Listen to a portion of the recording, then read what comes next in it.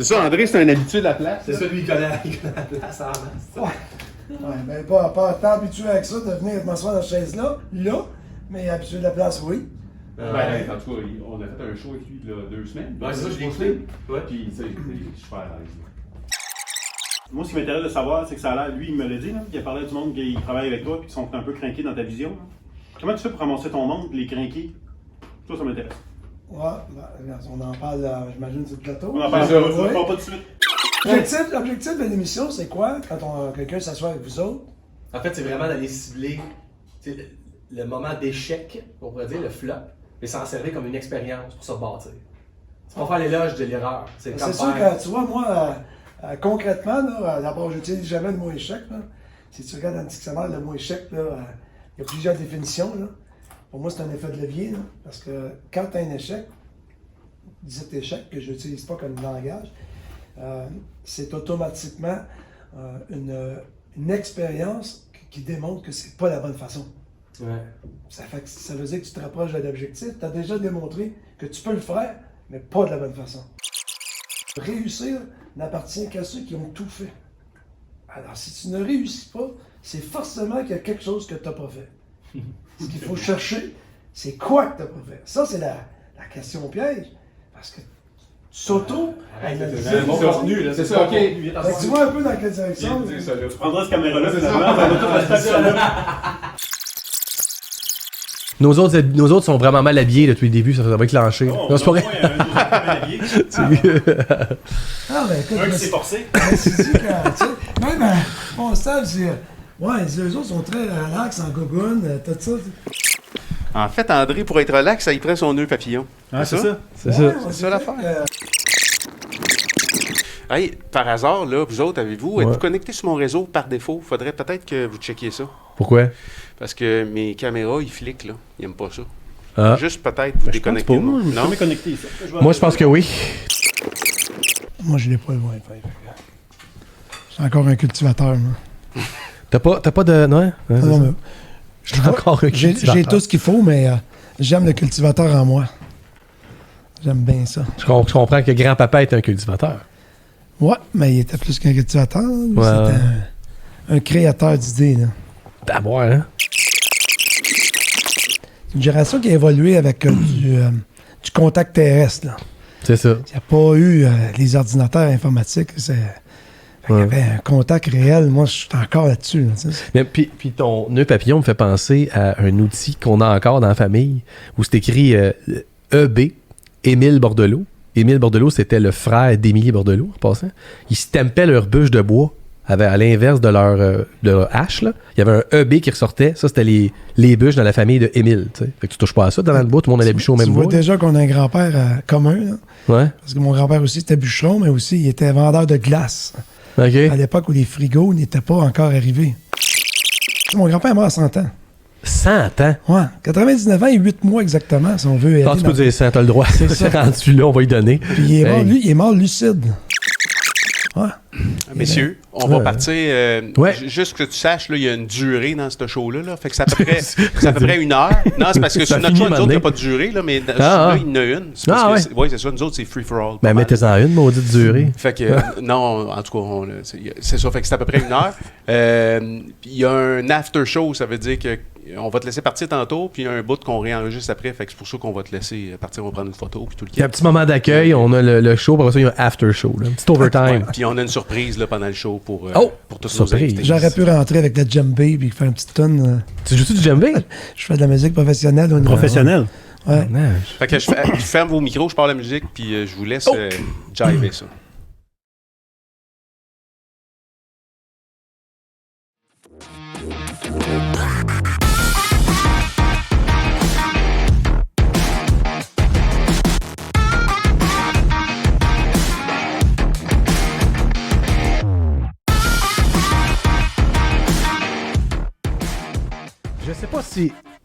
Je sais pas si je l'ai déjà dit, mais j'aime notre musique de show. Ça me craint. Salut à tout le monde, Pierre-Luc Bordelot du Flop Lab, très heureux de vous accueillir.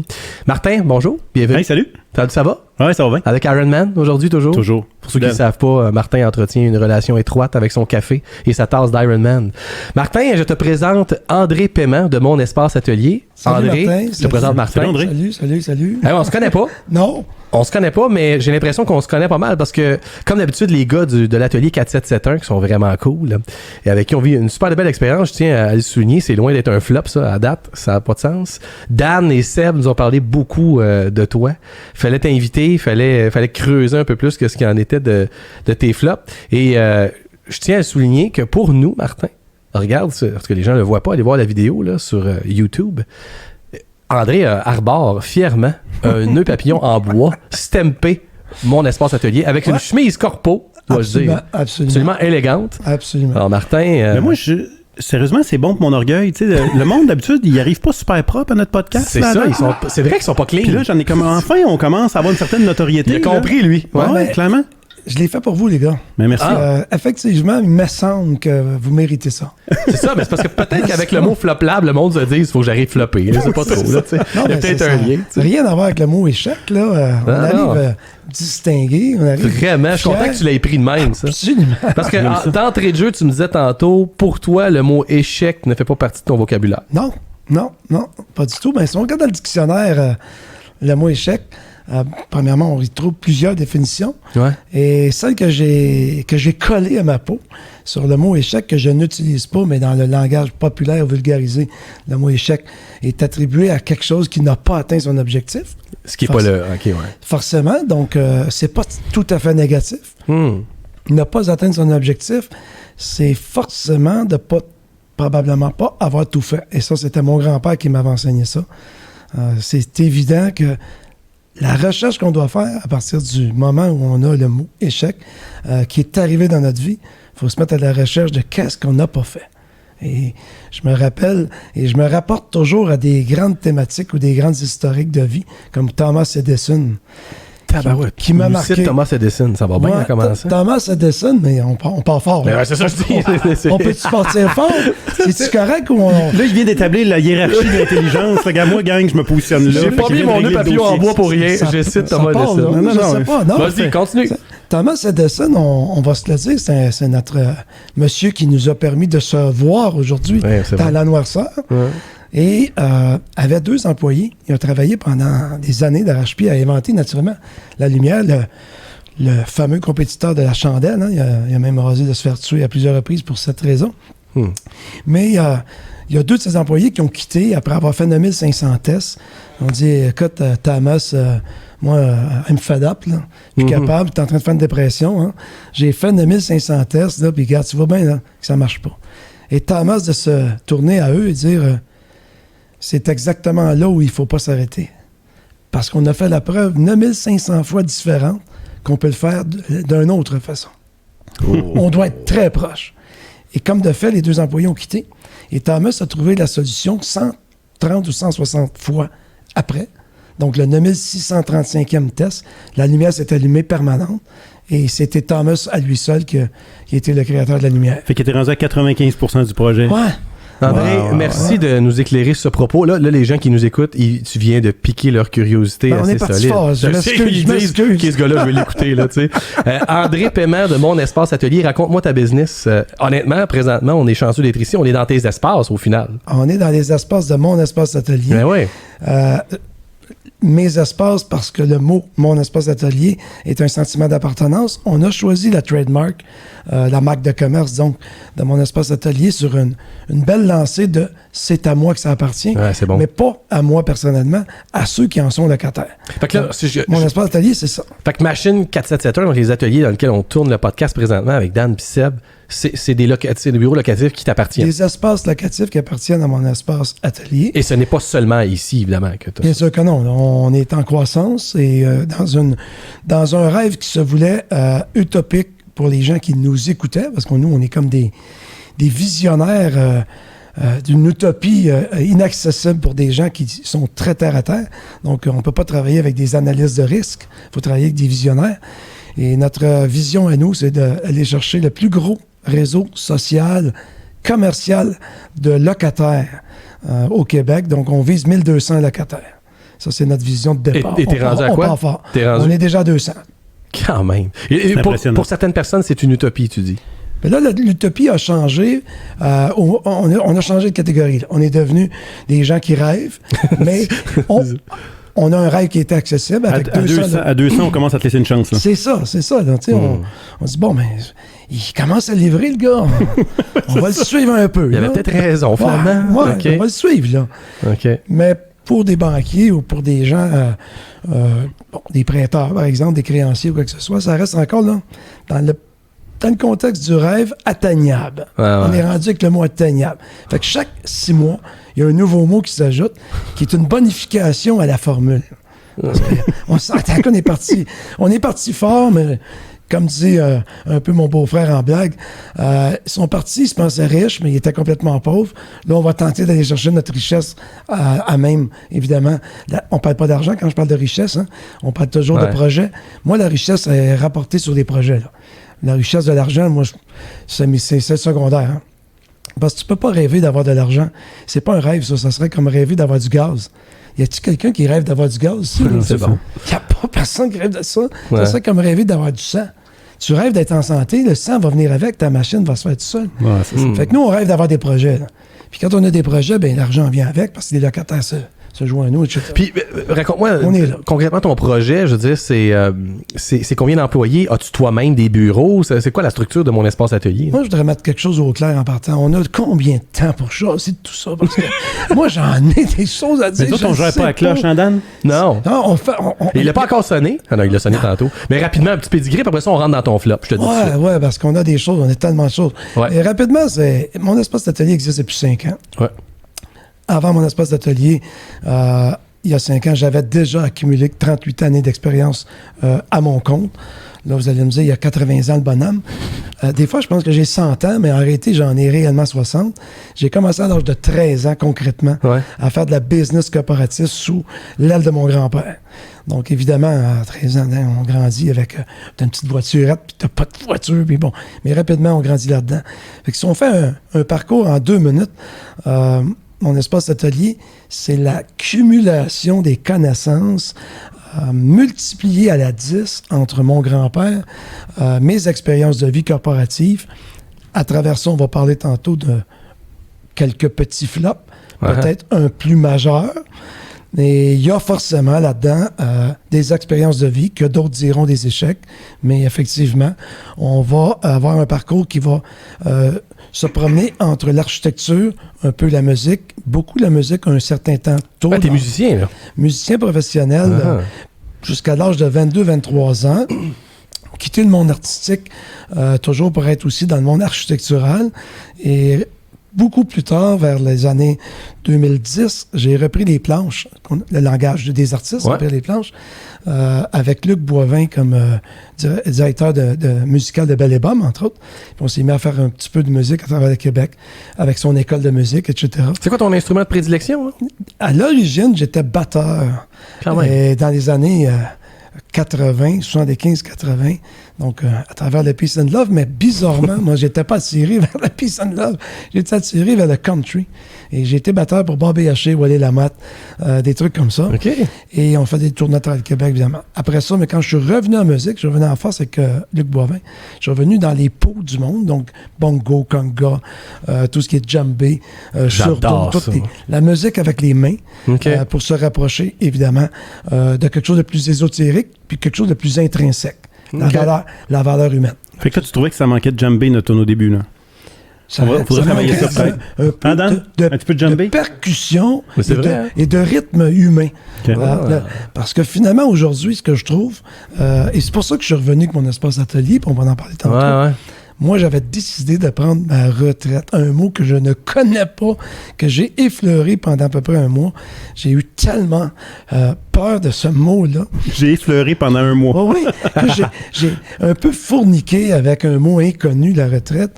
Et farouchement, hein, ça n'a pas de bon sens, ce mot-là. Ça ne s'adresse pas à n'importe qui, ce mot-là. Je me suis pas senti bien. Tu as essayé la chemise de la retraite, puis ça ne fitait pas. J'avais le profil, disons, de façon générale, dans l'ensemble de ce que ça prend comme profil pour le faire. Hein. Mais là, j'ai dit, ça se peut pas qu'un gars comme moi, hyper actif, avec autant d'accumulation d'expérience laisse derrière moi la non-reconduite au suivant. Ça se peut pas, ça. Ouais. Ça se peut pas de laisser tomber autant de connaissances puis de fermer le livre. Il y a un peu de ça, ce que je comprends dans mon espace atelier. Il y a un peu de ça, la transmission suivante, parce que ce que j'entends, c'est que ton grand-père t'a livré quelque chose de solide, et c'est le même objectif là, ici dans mon espace atelier. Là. C'est ce que j'entends. Là. Oui, puis tout à fait, dans un parcours complet assez, je dirais pas chaotique, mais oui, turbulent. Tiens, on va dire le mot turbulent. Il y a de la turbulence quand on est en affaire avec des visions. Mais parlant de turbulence, là, plonge-nous donc dans ton flop, là, drette là. Pow! Ben, on va le régler, là. Drette là. Ah oui, donc. On se retrouve dans une croissance de l'âge de 13 ans, aller à 24 ans.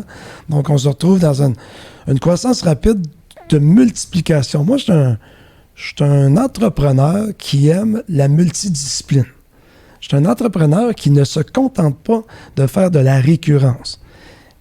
Et c'est très personnel à moi, parce que ça serait mal juger les gens de dire à quelqu'un « tu vas t'abrutir si tu fais de la récurrence ». Il y a trop de gens qui se plaisent dans la récurrence, et il y a trop de bonheur aussi qui s'y retrouvent, mais c'est pas mon profil à moi. Juste bien comprendre, André, là, ce que tu dis, moi, j'ai prouvé de quelque part que je suis bon dans ce type d'industrie-là, puis je vais multiplier cette recette-là jusqu'à ma retraite, parce que c'est... Toi, ce que tu dis, c'est qu'on peut tirer partout. Oh, il y a une petite bémol. En fait. J'ai aussi démontré que dans la multidiscipline, on peut aussi avoir d'autres corps de métier connexes. Par exemple, j'ai été musicien, j'ai été dans le domaine de l'architecture et le développement urbanistique. C'est très connexe. Dans les deux cas, c'est un haut niveau de créativité. Clair. Donc, c'est connexe. Donc, j'étais multidisciplinaire dans deux sphères complètement différentes, mais qui, avec une, j'étais créatif dans l'autre. Donc, ça, c'était un exemple. Aussi, la récurrence, c'est quelque chose qui se fait tous les jours de la même façon. Moi, quand quelque chose devient récurrent, je passe à un autre projet. Donc, rapidement... Tu tripes pas, là? Non, pas moi, pas du tout. Je me sens pas bien là-dedans. Et c'est là que je dis, personnellement, j'ai l'impression que je m'abrutis. Mais c'est ça qui est arrivé avec ton flop, si je comprends bien, là, si tu le lis à ça. Ce qui arrive, c'est que tu exploites. Bon, évidemment, quand tu as 20, 22, 23 ans, on s'entend que ton expérience, même tu as beau avoir un grand-père extraordinaire, ton expérience est, à toute fin pratique, très limitée. Ouais. Et surtout quand tu essaies sans arrêt des nouvelles choses.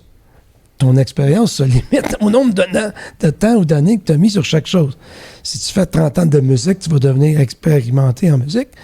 Et les grands savants de ce monde sont souvent ceux qui savent moins de choses, mais beaucoup plus profondément quelque chose. Fait que toi, tu commençais à te débrouiller dans pas mal d'affaires, mais tu n'étais pas bon dans grand-chose. Moi, le jack about trade, là, tu fais tout puis tu fais rien. Puis en même temps, c'était pas vrai qu'on réussissait pas dans rien, on réussissait dans tout. Mais dès le moment que je réussissais, je laissais pas aller trop la chose, que je repartais d'autre chose. T'avais peur de la récurrence quasiment. Là, j'avais trop peur de la récurrence. Okay. La récurrence, c'est une bête, une bébite qui se gère, conditionnelle à que ça soit pas plate. Mais ça se peut de la récurrence, parce que pour les banquiers, ça en prend. Pour ta famille, ça en prend. Pour tes associés, ça en prend. Si à tous les jours, tu es en train de changer quelque chose... On dirait que j'entends ma femme parler. C'est ça. Là, Martin, ça prend la récurrence. C'est vrai. Ouais. Ah, mais même, c'est un message qui rentre dans les bonnes oreilles, je suis content. Même ta femme... notre conjointe, notre partenaire de vie, eux, c'est notre premier chef de position. C'est ça, il faut en prendre soin. Je te confirme. Absolument. C'est très politique, la relation que tu as avec ta conjointe. Là. Ouais. Si tu n'es pas dans la même direction, il y a de l'opposition. Là. Ce que tu me dis, c'est que ton flop à l'époque, c'était comme de tout le temps passer à d'autres choses? Non, mon vrai flop, c'est qu'à un moment donné, tu finis par tout réussir quelque chose et tu finis par te surcroire. Tu finis par te donner une croyance qui est invincible. Le syndrome de Dieu. Donc, toi, tu as une tasse là, d'un invincible. Oui, clairement. Hein? Bon, mais moi, je me sentais comme ça à un temps où tu n'as pas la prestance de ça. Là. Mon grand-père disait que tu avais le droit d'être prétentieux dans la vie qu'à une seule raison, et pour une seule fois, c'est que si tu pouvais démontrer hors de tout doute que tu pouvais prouver ce que tu avances. Sinon, tu peux pas faire ça. C'est dangereux. Fait que moi, j'ai été très prétentieux. Sans prouver ce que tu avançais. Une grosse partie de ma vie. Et je me pensais ailleurs. Jamais là où je devais être, probablement. Et c'est extraordinaire parce que ça te fait avancer, ça te fait rentrer dans les coulisses, dans les craques du plancher. Bon, tu es en backstage tout le temps. Ton flop, c'est de te prendre pour un autre un peu. Là. Ben, le flop est arrivé à un moment donné où, en l'espace de... Moi, j'ai eu des visions. J'étais assis dans la chaise d'un fonctionnaire à Ville de Laval. J'ai fait de 77 à 82 un fonctionnaire qui n'était pas dans sa bonne chaise, une espèce de clou doré, trop bien payé, trop largement bien choyé, peu d'appréciation. Et j'ai quitté à un moment donné où j'étais à ma meilleure performance à la Ville de Laval. C'est très positif d'en parler parce que c'est mon parcours puis rien n'arrivait de négatif, mais ça me correspondait pas, me collait pas à la peau. Ouais. Et dans ma vision, comme j'étais dans l'architecture, j'ai vu dans les revues des plans du Québec, les maisons du Québec qui existent toujours dans une revue, ils vendaient, eux, des plans au privé. Donc, un privé pouvait acheter la revue puis il pouvait s'acheter un plan de construction pour à peu près 200-300 $ à l'époque. Puis tu recevais des copies par un petit rouleau de carton, par le courrier. C'était la revue des Maisons du Québec avec association avec les plans Drummond qui vendaient les plans. Moi, je dis, qui existe encore, qui est dessin Drummond aujourd'hui. Oui, exactement. Ah oui.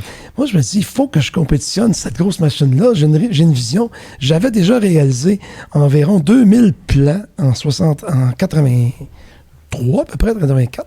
Je me suis dit, si j'ai 2000 plans de réaliser, puis j'engage quelqu'un pour faire 2000 perspectives, donc une vision 3D, je vais moi aussi pouvoir vendre mes 2000 plans à du monde. Mais au lieu de viser les particuliers, comme j'étais dans le corpo, je vais monter des catalogues de plans, puis je vais vendre ça à travers tout le Québec, l'Ontario, Nouveau-Brunswick, Nouvelle-Écosse.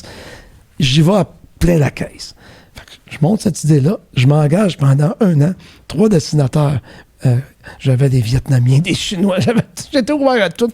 Et pendant 3 ans, pendant 1 an, je monte tous les catalogues et j'installe 75 images dans chaque catalogue. Et déjà en 1983, j'ai commencé à vendre des catalogues 1000 $ par catalogue. Mais je donnais gratuitement, après que l'achat du catalogue soit donné. J'avais utilisé déjà la formule tout inclus. Et un coup que tu as payé, c'est tout inclus. T'appelles, tu as un droit, puis tu as 2 ans pour prendre tes 3 modèles de plans. Fait que c'était le même prix que Maison du Québec, sauf que moi, je vendais d'avance. L'argent rentrait avant la livraison. Et quand j'ai vu que ça fonctionnait, j'ai installé 15 vendeurs sur la route. À date, ça sonne pas le flop, là. Ça va bien, là. Alors, je suis de me compter un coup de circuit. Oui, c'est ça. Donc, encore une fois, quand on travaille pour faire de la vision d'affaires, je fais une petite parenthèse parce que c'est intéressant, parce que ça fait partie du flop. Tu as 2 types d'entrepreneurs, dans ceux qui veulent devenir entrepreneurs, puis tu as ceux qui ne veulent pas le devenir. J'ai découvert, avant de venir à l'émission, un mot qui s'appelle de l'atychiphobie. Donc, c'est une phobie qui s'adresse au flop lab, mais à l'inverse, c'est-à-dire qu'il y a beaucoup de gens qui pourraient réussir en affaires, mais comme ils ont la phobie... de perdre, d'échouer. D'échouer. Ben ça s'appelle de l'atychiphobie. La peur d'échouer, c'est l'atychiphobie. Oui, A-T-Y, c'est ça, ma phobie. L'atychiphobie, j'ai fait de la recherche pour être sûr que j'ai l'air un peu plus intelligent aujourd'hui. À date, en tout cas, t'es au-dessus de nous autres. Thomas Edison, l'atychiphobie, ça va bien. Je me suis dit, bon, il faut que je le dise, cette affaire-là. Et ce sont tous des gens qui n'iront pas là où nous, on va. Okay. Moi, le contraire, je n'ai pas trouvé ma phobie, parce que c'est pas une peur que j'ai d'avoir peur de l'échec. Se lancer dans le vide, pour moi, ça fait du sens. Ça fait du sens. Pourquoi? Parce que c'est une zone de confort qui me challenge. Mais évidemment, qui dit se lancer dans le vide, dit flop. On y arrive. On y arrive. Mais les 2 types d'entrepreneurs que je distingue, il y en a un des 2 qui veut jouer du coup sûr. Je l'exprime un peu à la baseball. Tu fais un coup sûr, tu as un petit swing par en bas, pas trop. Tu places ça au champ centre. Tu vas habituellement te rendre au premier ou au deuxième, puis ainsi de suite. Fait que bon an, mal an, ton type d'entrepreneur va avoir des gens qui vont rentrer, vont faire des points. Ton banquier va se plaire là-dedans. Ton comptable va te donner des bons conseils. On est dans la prudence, on est dans la certitude. 5 à 10 % de croissance, on passe au deuxième. Oui, parce qu'il y a un petit peu d'argent qui est diversifié. Ton comptable va bien te guider. Ouais. Puis tu vas mettre un petit peu d'argent dans tes REER, tout en mettant un petit peu dans ta famille. Puis bon. On dirait qu'il décrit ce qui n'est pas. Non, c'est tout à fait. Mais c'est un type d'entrepreneur. Mais c'est quand même souhaitable parce que c'est un type d'entrepreneur qui est réussi, qui va réussir probablement toute sa vie. Mais par exemple, il vient de décrire ce que son comptable aurait aimé qu'il soit. C'est ce que je pense. pense. C'est exactement ça. Et ce type d'entrepreneur-là plaît davantage immédiatement au banquier, au comptable, à notre famille. Puis et là, il y a beaucoup de récurrence, de gestion récurrente, parce que ça prend beaucoup plus de stabilité. Mais ce que ça fait, c'est que dans la courbe, alors si je l'exprime devant vous, on part à zéro, on descend en bas de zéro, un peu, puis on monte, puis on a une petite courbe ascendante. L'autre type d'entrepreneur, il me rejoint, celui qui vise l'arrivée. Moi, je vise toujours l'arrivée. Quand tu vas aux Olympiques, tu vas pas aux Olympiques pour ne pas gagner une médaille. Tu es déjà un Olympien dans la vie quand tu te sens un entrepreneur. C'est pas parce que tu n'avais rien à faire à l'agenda cet après-midi-là. Là. Non, pas du tout. Je sais pas si tu as remarqué, mais la première analogie, c'était le baseball. La deuxième analogie, c'est les Olympiques. Oh, c'était pas. Mais quand tu veux être entrepreneur puis réussir... Ouais. Vise les Olympiques. Moi, ma mère, elle se prenait des billets de loterie à l'époque, la mini-loto qui coûtait 50 cents, puis elle pouvait gagner 50 000 $. Puis tous les jours, elle disait, j'ai pris un petit billet de loterie.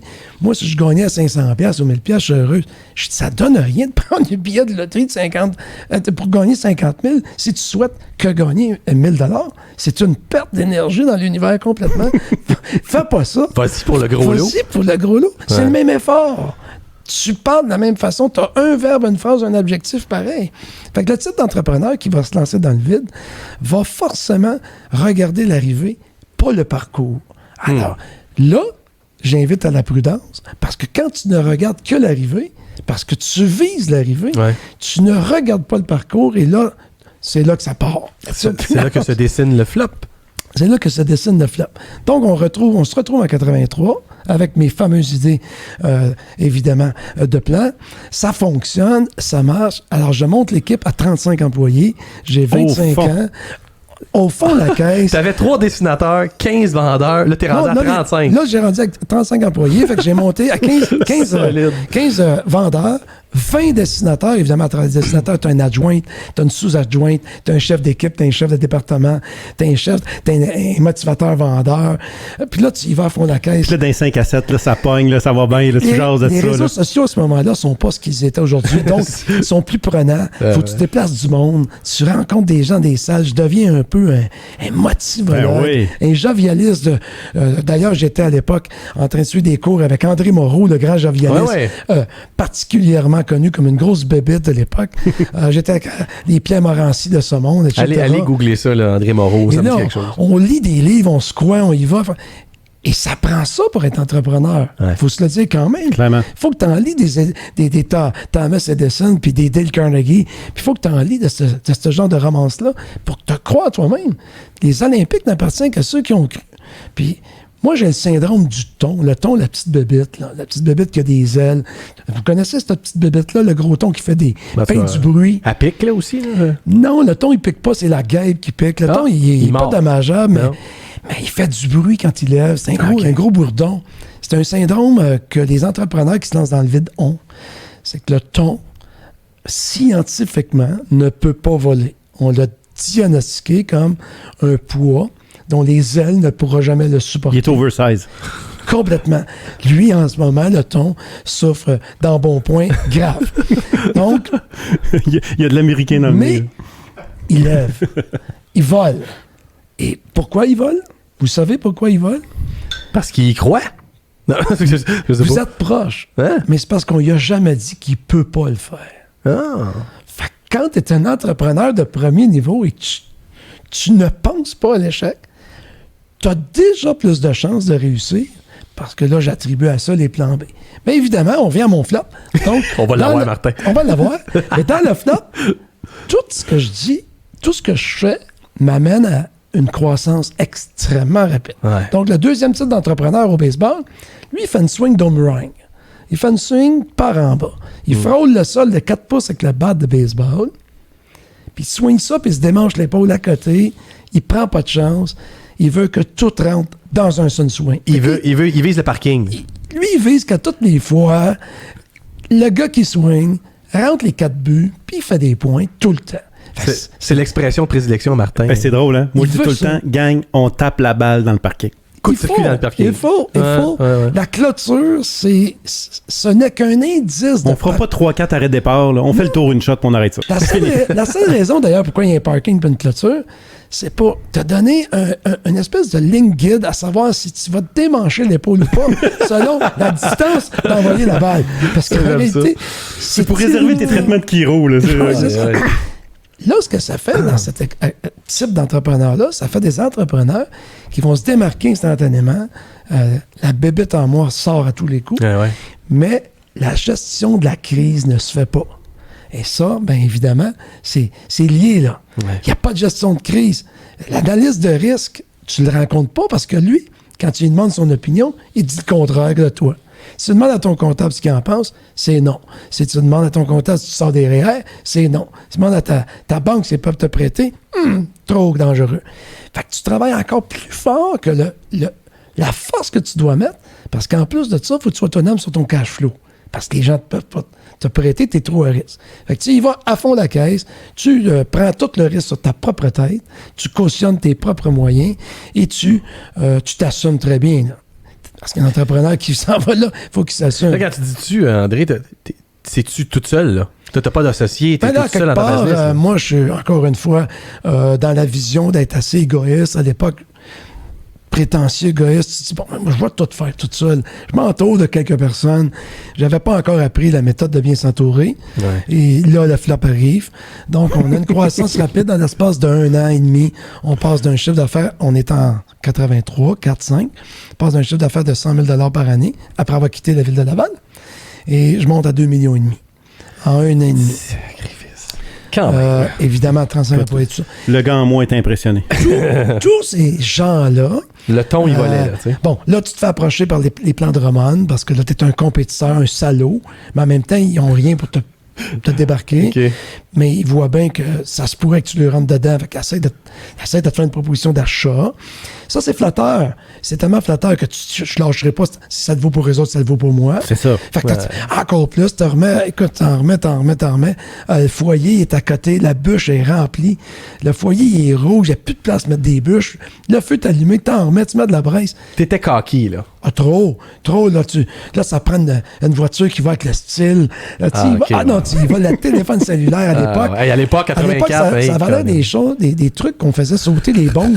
T'avais le téléphone sur une grosse boîte. Alors, le téléphone coûtait 2500 $ en 85 parce que c'était pas comme Bell Canada aujourd'hui. Ils te fournissaient pas un forfait avec un téléphone gratuit. Alors, j'avais tout. À Lumière, par exemple, c'est impressionnant. Quand tu répondais au téléphone, là, tu te faisais regarder. Dans des restaurants, surtout. La moitié du restaurant, tu regardais. L'autre moitié, c'est parce qu'ils te connaissaient, qu'ils te regardaient pas trop. Ils se demandaient si ça allait faire sauter le restaurant. Donc ça n'avait pas de bon sens. Okay. Ça fait une croissance dangereuse. Ça fait une croissance... Bon, là, t'es sorti de l'autoroute, t'es même plus sur la voie de service, t'es rendu dans le train. Évidemment, quand tu lis des livres, il y a un livre qui m'avait marqué aussi, Quitter les sentiers battus et faire ta propre route.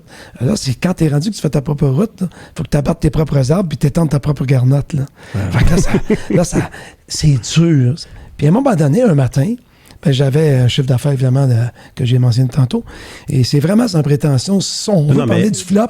Ce qu'on veut faire à l'association d'idées, c'est la croissance trop rapide. Puis pourquoi un flop, ça arrive? Puis à quoi ça va servir? Puis c'est ça qu'on va aussi élaborer. Un matin, tu perds le sens de la réalité de ton autosuffisance puis ton autocontrôle. Fait que j'ai des employés qui ont pris goût à mon abondance puis qui ont décidé de se partir un propre bureau contre mon bureau, en volant mes propres contrats et en volant mes propres... et en prenant la moitié de mon staff. Puis évidemment, ça prend une seule personne qui peut mettre la zizanie et de faire peur aux employés en disant « Vous savez pas ce qui arrive, mais ce gars-là, il va avoir une poursuite de 2 millions sur la tête par l'ordre des architectes, par l'ordre des technologues, par le plan de Romane est en train de l'actionner. Vous savez pas ça parce qu'il vous en parlera pas. Mais dans 6 mois d'ici, vous avez plus de job. » Puis là, il y a eu... On crée de la peur pour aller chercher le monde. Il y a eu un putsch. Alors, c'est pas nouveau que ça arrive. Parce que c'est plus facile quand on est un loser de tirer quelqu'un par les pattes quand tu montes le Kilimanjaro que d'atteindre l'ascension maximum puis d'aller prendre la photo avec un manque d'oxygène puis rester 5 minutes en haut. Tu y crois pas que tu vas y arriver. Fait que quand tu montes avec le groupe, tu tires ceux qui vont y réussir. Fait que ces gens-là, ça fait partie d'une autre catégorie. Ceux qui tirent par le bas, ceux qui te veulent dans leur catégorie de victimes. Il y a des victimes dans la société. Je les juge pas. Malheureusement pour eux, ils se sont étiquetés. Ils peuvent très bien s'en sortir. Mais c'est l'étiquette qu'ils se sont donnée le matin. D'ailleurs, à tous les matins qu'on se lève, moi, je regarde mon grand garde-robe. Je me suis mis un grand garde-robe pour me mettre que des étiquettes. Et chaque jour, tu peux mettre l'étiquette que tu veux. Tu mets ta chemise que tu veux. Aujourd'hui, j'ai ma boucle. Mais oui. Cette boucle-là représente une partie de mes affaires. Ça représente quelque chose. Je la mets pour le symbole que je suis encore quelqu'un, malgré que j'ai fait des flops et que j'ai fait des niaiseries. Mais bon, alors le flop est arrivé rapidement parce qu'un matin, tu rentres à ton bureau, tu as 23 employés qui ne sont pas là. Et dans l'après-midi, tu reçois un coup de téléphone en disant « Cherche pas ton staff, ils sont déménagés à Montréal, puis ton chiffre d'affaires, ben, il n'est plus, puis tes contrats sont partis à Montréal, puis tous les clients ont été avisés que tu vas être probablement en poursuite avec l'Ordre des architectes, ou l'Ordre des technologues, ou Plan de Romane, ou quoi que ce soit. » Alors que c'est faux, là. Mais là j'ai pas vu venir ça. Non, mais t'as dû avoir des signes, là. C'était-tu parce que t'étais trop confiant, trop insignifiant. Ah ouais. Mais t'as dû, ça se peut pas que ça s'est tout fait, puis il n'y avait pas un signe que t'aurais pu voir. C'est pas de l'insignifiance, hein, parce que c'est un mot qu'on va se protéger pour pas s'auto-mutiler. C'est de l'insouciance pure et dure. Une insouciance aveugle. Ben oui, c'est aveugle parce que je réponds à ta question. Est-ce que tu as vu venir ça? Faut croire que non. Faut croire que non, parce que même si je te dirais, je pense que oui. Mais aujourd'hui, tu le verrais. Ben aujourd'hui, c'est la priorité, c'est de protéger cette genre de situation-là. Avant même d'engager un employé, tu es déjà en train de regarder les tenants aboutissants de ce qui pourrait te causer. Donc, pour moi, engager un employé, engager un associé, c'est-à-dire s'associer avec un nouveau partenaire, c'est un peu ce que tu fais quand tu te maries, non? Tu te fais un contrat de mariage. Tu te fais donc un contrat de départ avant même de faire un contrat d'arrivée. Fait qu'aujourd'hui, je ne fais que mettre de l'énergie sur un contrat de départ pour être sûr que le contrat d'arrivée va faire du sens. Mais attends, mais ton flop résonne, je suis sûr. Plusieurs personnes nous écoutent et ils disent « J'ai connu une croissance ben trop faramineuse, puis j'ai joué un peu trop, là. » Parce que ça nous monte à la tête. On s'entend, les chiffres augmentent, ton nombre d'employés, puis le moment donné, de toute façon, il faut que ça arrive. Quand tu as une croissance aussi rapide que ça, sur un produit qui est aussi nouveau, tu peux aussi réaliser que ton produit peut être éphémère. Parce que si tu satures un marché aussi vite, moi, je me rappelle à un moment donné, et je vous dirai rapidement après ce que j'ai fait après le flop, que ce que je me souviens, entre autres, c'est qu'il y avait un Bill Wong à l'époque qui était sur la rue des Carrés ou des trucs comme ça, un gros restaurant de chinois, des trucs comme ça. Et c'était tellement fort, la publicité de l'époque, c'était tellement gros ce qu'ils avaient fait, qu'ils ont eu un succès comme 20 fois à 30 fois plus rapide qu'ils l'avaient espéré eux-mêmes dans leur vision d'affaires. Ce qui veut dire que toute la ville de Montréal est allée là, une fois, rapidement, dans un délai tellement court. Mais comme ils avaient mal rodé leur affaire, puis ils avaient mal organisé leur affaire, puis ils avaient mal géré leur risque, c'est que tout le monde a découvert que c'était pas bon. C'est ça. Donc, après un mois, il n'y a plus personne qui a tourné. Donc, ils n'avaient pas eu ultimement le temps de gérer la truc. Fait que moi, je pense que d'emblée, moi non plus, j'ai pas géré le risque de la... T'étais le Bill Wong du plan, là. Écoute, ça fait pas de sens, là. On venait d'inventer une nouvelle lumière, là. Thomas Edison, dans moi, s'est révélé, là. Ça n'avait pas de bon sens. Sauf que la différence, je n'avais pas fait 9500 tests. Lui, oui. Ça, à ce moment-là, j'avais pas lu son historique encore. J'aurais dû le lire avant, mais le lire après. Non, mais attends, mais je te vois à face rentrer le matin au bureau. Non, mais ça pas... 23 employés manquants sont partis contre toi. Sentiment de trahison à côté. Qu'est-ce que t'as fait là? T'as sacré? T'as bousculé ton bureau? J'adore cette question-là parce que là, le flop arrive pile dedans. OK, c'est pas encore le flop. Là. On est dedans. Là. On rentre dedans. On vient de rentrer dans le flop. Là. Mais là, tu connais pas le résultat de ton flop. Tu vas le connaître dans les prochaines semaines. Là. Le tenez aboutissant de cette espèce de putsch. Hein? Les gens qui ont quitté avec... Bon, on appelle ça un putsch. On voit ça de façon plus politique dans d'autres pays, mais c'est quand même une gang qui s'est mis ensemble pour te démolir, en réalité. Puis t'es pas capable de les poursuivre parce qu'ils viennent de t'enlever tout ce que t'avais. Fait que t'as rien. T'as plus d'argent. T'as plus rien. Et là, bien évidemment, tu t'es embarqué l'auto, le camion, les équipements, les photocopieurs à 30 000 $, les photocopieurs. T'es allé fond la caisse, là. Fait que là, t'es devant une situation. Fait que la première question que tu me poses, Pierre-Luc, c'est, bien évidemment, la question, qu'est-ce que t'as comme sentiment? Bon, là, à ce moment-là, je connaissais pas la définition de l'échec. Je me suis vraiment planté. Mais là, frustration totale. Fait qu'il y a eu comme un deuil quand on perd quelqu'un qui nous est cher. On a des étapes. Et pour chacun, on a des étapes qui peuvent prendre un certain temps. J'encourage évidemment les gens de se remettre d'aplomb le plus vite possible, tout comme un deuil d'ailleurs, parce qu'il y a une autre vie après la mort de quelque chose. Fait que perdre un être cher comme perdre ton entreprise, c'est une mort. C'est une mort absolue. Ton entreprise ne respire plus. Et moi non plus. Ce que tu dis, ça non plus. C'est que tu as perdu l'entreprise à ce moment-là. Tard. Ben, là, je suis revenu au bureau, comme tu le dis. Ouais. Là, tu sais pas que tu as perdu l'entreprise. Uh-huh. Mais là, tu as vraiment perdu toute ton leitmotiv, en tout cas. Alors, première réaction des 4-5 étapes, si j'avais à en mettre des étapes, c'est je me suis vraiment fait fourrer par quelqu'un. Là. Moi, j'ai rien fait là-dedans, c'est pas ma faute. Là. Ouais. C'est clair. OK, je suis une méchante victime. OK, ça... Et là, fait que là, t'es frustré. Il y a de la frustration physique. Tu te fâches après ton cadre de porte, après tu lances ton crayon. Je sais pas, j'ai eu des réactions moi-même physiques seul dans mon bureau, mais il y avait une dizaine d'employés qui étaient rentrés parce qu'eux, ils n'avaient pas été avisés. Fait que là, t'es obligé de faire une retenue. Tu sais pas si eux font partie de la gang qui n'est pas revenue. Il aurait-tu voulu y aller, mais c'est juste qu'ils les ont pas pris? Tu sais pas trop. Ils les ont pas pris parce qu'ils étaient soit pas de connivence à être capables de garder le secret, soit qu'ils n'étaient pas à la hauteur de leur nouveau plan d'affaires, soit qu'ils ne cadraient pas dans leur objectif de faire quelque chose. J'ai-tu les restants qui n'ont pas voulu, là, c'est ça? Et forcément, ils ont laissé les vendeurs sur la route parce qu'ils ont shrinké la partie vente, puis ils ont gardé la partie dessin parce qu'eux autres, ils s'en allaient avec un plan d'affaires plus certain. Puis il apprenait de tes erreurs à toi. Oui, parce que la partie dessin, c'est quelque chose qui était stable. Tu as un contrat signé de 200 000 d'exécution de plan, ou tu en as pour 500 000 de plans à faire pour des clients. C'est sûr que ça, c'est des contrats signés. Faire de la vente, de la prospection, puis du cold call porte-à-porte, ça, c'est une partie risquée. Fait qu'ils ont éliminé la partie risquée. Ils t'ont juste laissé ce qui était risqué, qui coûtait cher. Ils m'ont laissé l'assiette. Ce que tu voulais pas garder, c'est ça qu'ils t'ont... c'est ça. Mais ce qu'ils ne savaient pas, c'est qu'ils m'ont laissé l'assiette et la base. Ils m'ont laissé finalement la fondation. Quand tu passes au feu, tu perds tout, sauf la fondation. Fait qu'ils m'ont laissé la fondation. C'est ça qu'ils ont oublié. C'est ce bout-là. La fondation, c'est moi. Parce qu'en faisant ça, ils me redonnaient la chance de me refaire. Tu sais, quand tu te bâtis une maison, puis que tu t'es trompé, tu fais « Comment j'aurais pas dû faire ça? J'aurais pas dû, j'ai les regrets. » Si tu repasses au feu, c'est sûr que tu ne bâtirais pas ta maison de la même façon avec ta même fondation. Donc, moi, j'ai eu l'impression qu'ils viennent me donner une chance. Mais avant de réaliser ça, il y a un petit délai. Là, c'est pour dire. Là, ça paraîtrait aujourd'hui trop prétentieux. C'est pas le mercredi suivant. Là. Non, il n'y a pas de yé, là. T'es pas yé, là. T'es pas Jojo. La première réaction, après avoir été frustré dans mon bureau, dire aux employés que les autres employés, c'était des fous, des chiens sales, un là, tu te protèges. Là. Ben là, les employés te regardent, là, puis là, eux autres, même, ils sont désarmés. Là, ils savent, eux autres employés, eux autres. Bon, évidemment, l'employé, la première chose qu'il fait, c'est je me regarde, puis qu'est-ce qui va m'arriver. Ouais. Donc, rapidement, ils réalisent qu'ils vont tomber sur le chômage.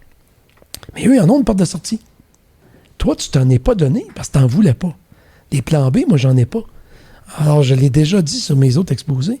Avoir un plan B en affaires, c'est te donner la chance de focusser une partie de ton énergie dans le plan B au cas que ton plan A ne fonctionne pas.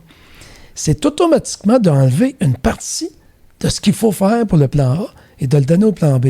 Fait que si je me fie à l'enseignement de mon grand-père, c'est automatiquement démontrer que tu ne feras pas tout pour réussir. Fait que cette porte de sortie-là, si elle existe, tu vas toujours te dire, c'est pas grave. Ouais. C'est pas grave. Le c'est pas grave. Tu sais, il y avait notre ami, que le nom m'échappe au moment où on se parle, mais qui était un Jamaïcain, Bob Marley, qui avait dit, parce que là, on s'en va dans d'autres directions. Bob Marley disait toujours, on ne sait jamais combien fort on est que lorsque c'est notre seule option. Alors, pour ça, il ne faut pas avoir de plan B. Ouais. Avoir un plan B, c'est que tu donnes nos options. Mais naturellement, quand tu as un flop, puis tu as là, c'est un flip-flop-fly en tabarouette. Donc, à votre émission, le flop, bien évidemment, là, tu as un flop. Et tu sais pas comment. Fait que je me dirige vers mon grand-père et mon mentor. Et là, j'explique que je me suis fait fourrer. Puis là, je vomis ma vie. Parce que je vomis ma vie. T'as rien que ça à faire. C'est ça, pareil. Tu n'as plus d'autre chose. Puis tu penses vraiment que tu vas mourir. Ouais. Là, tu te dis, OK, moi, je suis plus rien. Parce que toi, ton orgueil était bâti 100% sur ça. C'est fini. Mais l'orgueil n'existe même plus là. Ouais, c'est ça. Ton orgueil est plus que blessé, est tué. Ouais. Si ton orgueil avait un sens de vie, ben il est mort. Tu ne l'as plus, là. Ben, il y a quelque chose qui change, mais là, avant d'arriver à ça, mon grand-père, il me dit, OK, là, raconte-moi ton histoire. Fait que là, tu vomis pendant 1 heure de temps ta frustration, et pendant 1 heure de temps, tu réalises que tu as tout raconté, mais c'est pas toi, c'est pas ta faute. Et c'est probablement la plupart des... Et c'est probablement la majeure partie des gens qui flottent, qui réalisent que c'est pas de leur faute sur la première heure de vomissement de vie, si tu veux. Ouais. Après ça, mon grand-père dit, OK, t'as raconté ton histoire. Mm-hmm. D'après toi, est-ce que tu penses que tu as tout fait pour éviter ça? Oh, là, il y a un moment de silence, un peu comme... Il y a de l'émotion, là. Là, tu shakes de même. Tu fais, OK, il y a quelque chose que je n'ai pas compris, je ne serais pas capable de répondre à cette question-là. Il dit, la conversation d'aujourd'hui, elle a assez duré. Va chez toi, replie-toi, relaxe un peu, respire. Tu as eu 2 choses aujourd'hui. La première, c'est que tu as retrouvé ta liberté. Parce que tu es plus utile pour personne. Tu n'es utile qu'à toi-même. Alors, quand on est utile qu'à soi-même, c'est un sens de liberté absolue. Comme quand on a 5 ans, tu n'es jamais utile à ta mère. Quand tu as 5 ans, c'est ta mère qui est utile à toi.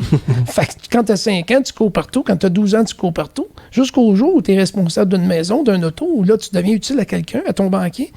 Donc, le sentiment de l'utilité à soi-même, l'autogestion, le repli sur toi-même est incroyable. Mais là, tu te fais branler par ton grand-père. C'est clair.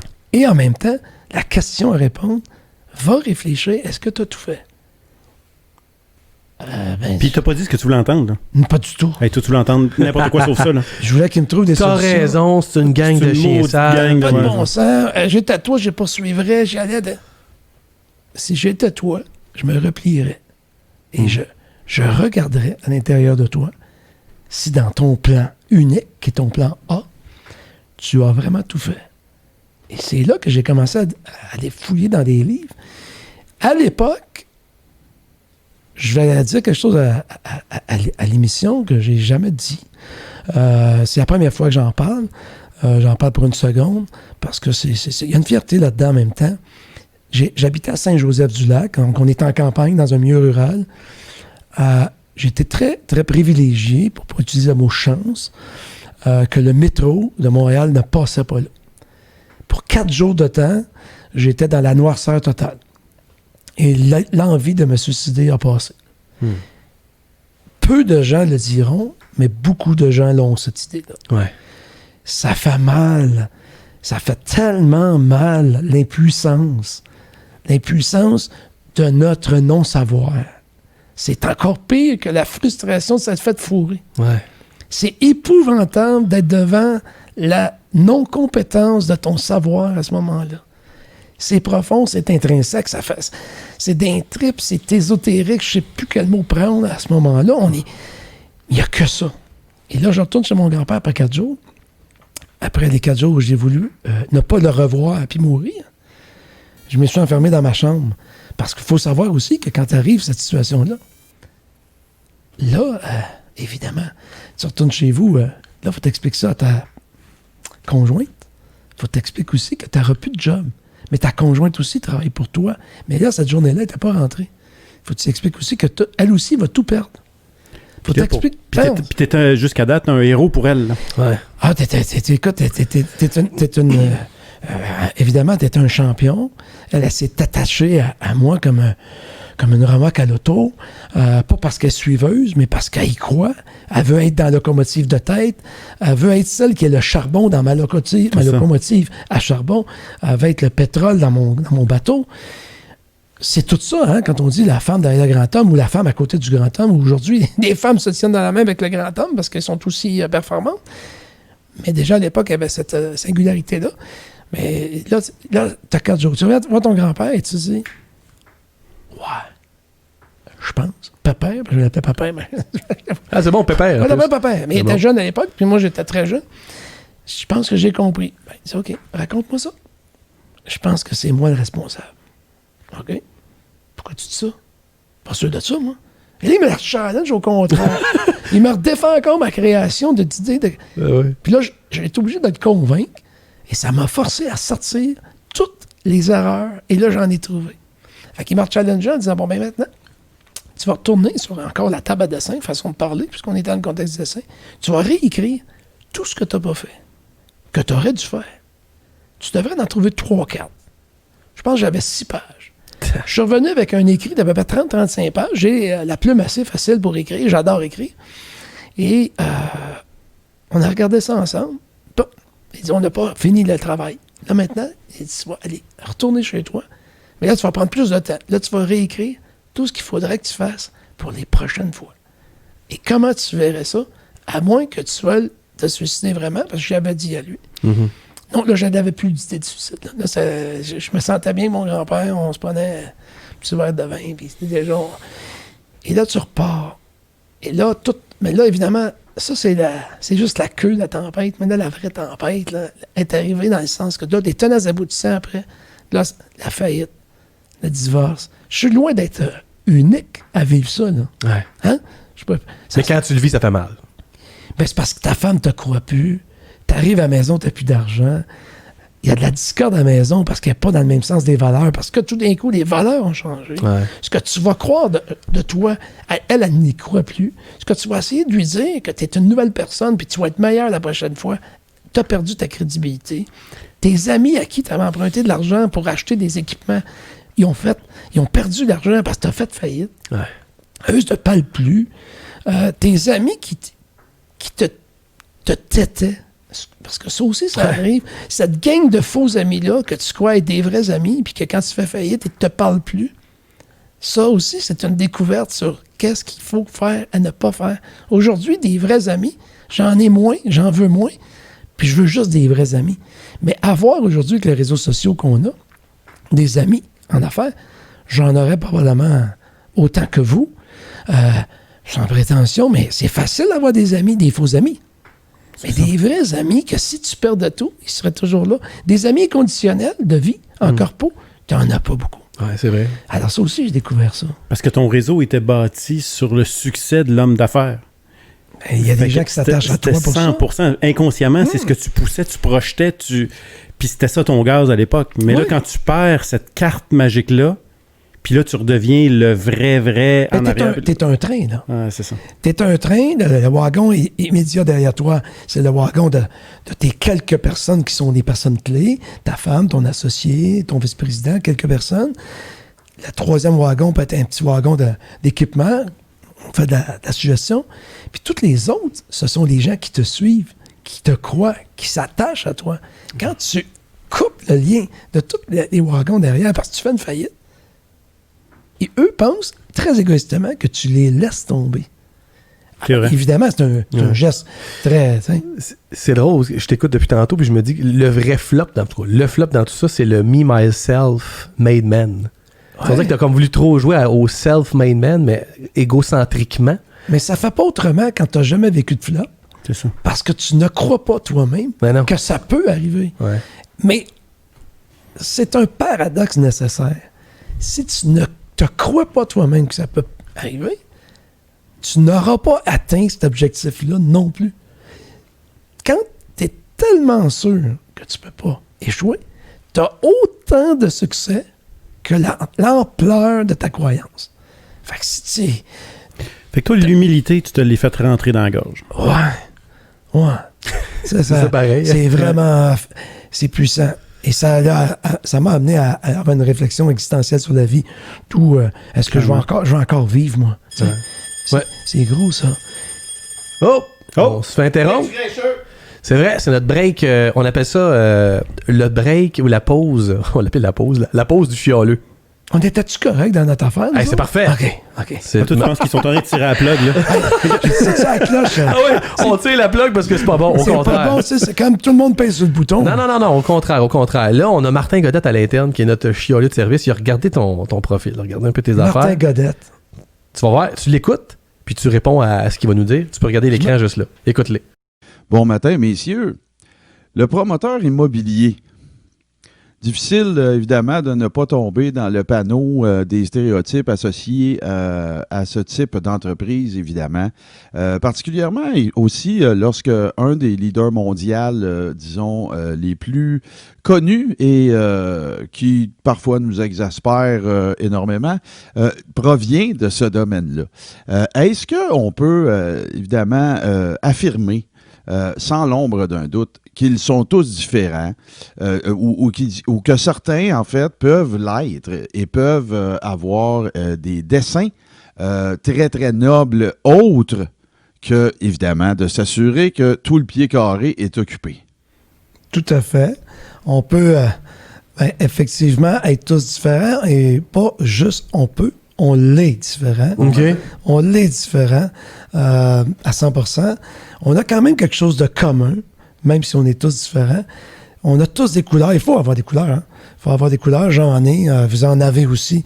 Moi aussi, j'aimerais bien vous découvrir. Vous êtes en passant très sympathique. Et c'est vrai, merci, on a l'impression de se connaître. Vous me mettez bien à l'aise aussi sur le plateau. Ben oui, on est tous différents. On est des bébites. Mais on a quelque chose en commun. C'est qu'on est des bébites. Ouais. Et la passion, la valeur de notre croyance passionnelle, une passion corporative, une passion de désirer réussir quelque chose, on a ça en commun. Mais oui, c'est forcément tout différent. Là. T'as-tu reconnu de qui il parlait, là, le businessman qui a fait l'argent? Ça? Je sais pas. On faisait le lien. T'as-tu fait un lien? Ben moi, je sais pas, il parlait dessus. Exemple, tu sais, McDo, ils disent que c'est la plus grande entreprise immobilière. Mais il parlait de founder. Dans le lien semblable, ça pourrait être McDo, oui. Ouais. Il y a Steve Jobs qui a réussi, mais dans un monde plus informatique. Ouais. Bon, on a d'autres qui ont réussi dans le monde du développement mondial. Mais toutes ces bibites-là, tous ces gens-là, d'abord, avant d'être un corpo, ils ont été un individu. Puis dans l'individu, ils ont été un peu le corpo de l'individu. Ils ont toujours le désir. Je m'adresse à ça aussi, je m'identifie à ça. Ouais. Ils ont le désir de réaliser un projet. Ça fait pas différent. On a tous ça. Vous avez un désir de réaliser un projet. On est sur un plateau de tournage de 47-71, machine 47-71, qui en ce moment, évidemment, avec notre ami Daniel, qui est là, eux aussi ont un désir de réussir un projet. Réussir. La grosse différence des flops, souvent, c'est que tu veux tellement réussir dans la vie que tu oublies de réussir ta vie. Et là, il y a un monde de différence. Là, ça dérape, parce que là, l'ego embarque, l'humilité... Tu veux tellement réussir dans la vie que tu rates ta vie. Oui, parce que tu ne focuses que sur l'arrivée et rien compte entre les deux. Fait que tu négliges à peu près tout, parce que tu vas négliger forcément ton quotidien. Parlant de réussir ta vie, c'est ça qui s'est passé? Il y a eu un virage. Ce que je comprends, c'est que tu as eu ton moment de ténèbres. Ma femme m'a fait comprendre, en tout cas. Ton pépère qui t'a donné une bonne gifle, mais de la bonne façon. Est-ce que tu es devenu... qu'est-ce que tu fais avec mon espace atelier avec ça? Comment tu crains ta gang? Comment tu évites cette erreur-là de tomber dans l'entrepreneur qui se glorifie et qui grimpe sa business? T'sais? Comment tu as fait ça? Dans le fond, là, ce qu'on veut savoir, c'est sur tes dernières pages que ton pépère t'a fait écrire. Là. C'est quoi que t'as écrit?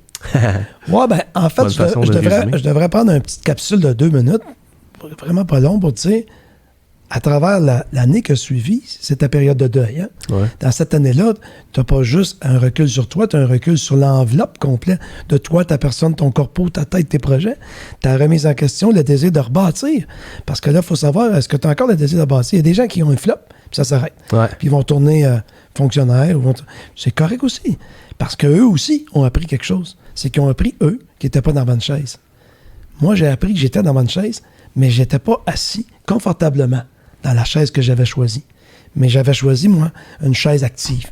Il y a des gens qui vont choisir la chaise passive, puis s'en vont dans la chaise active. Si tu ne fais pas de lancer dans le vide, au bout d'une corde, fallait pas. Là. Puis si tu as eu mal au cœur en sautant, puis que ça ne te convient pas, ressaye-les pas. Sois pas insignifiant, au moins. Toi, c'était une chaise roulante, là. Ouais, moi, j'étais ignorant à l'époque. C'est même... Chaise active. Je dirais même que c'est un escalier roulant. Montante. Mais tu t'enfarges si tu pars à courir d'un escalier roulant, sur ton descendant quand tu montes. À un moment donné, il y a des affaires qui marchent pas. Il te lance dans tes analogies, c'est bon. Hein? Il fait un build-up. Mais il y a quelque chose là-dedans, c'est que donc, rapidement, la première année, tu exploites tout ça. Là, tu es en déchéance complète. Tu traverses aussi des espèces de parties de la loi. Le juge, ta faillite, faut que tu t'exposes. Le syndic. Tu apprends le monde de la défaite. Passer ça, faut que tu te recrainques. Là. Mais je me trompe-tu que dans ces années-là, tu sais, déjà que la faillite au Québec, on gère mal ça, là, comparativement aux Américains. Là, ici, écoute... C'est la honte, là. Ah, c'est la honte, puis il faut pas que tu parles de ça. Puis alors que du côté américain, c'est un peu mieux. Mais dans ces années-là, je peux imaginer qu'une faillite, c'est encore pire. Ben, quand j'ai quitté déjà Ville-de-Laval pour aller à mon compte, mon père m'a pas parlé pendant 3 mois. Puis quand j'ai eu fait ma faillite, mon père m'a pas parlé pendant 1 an.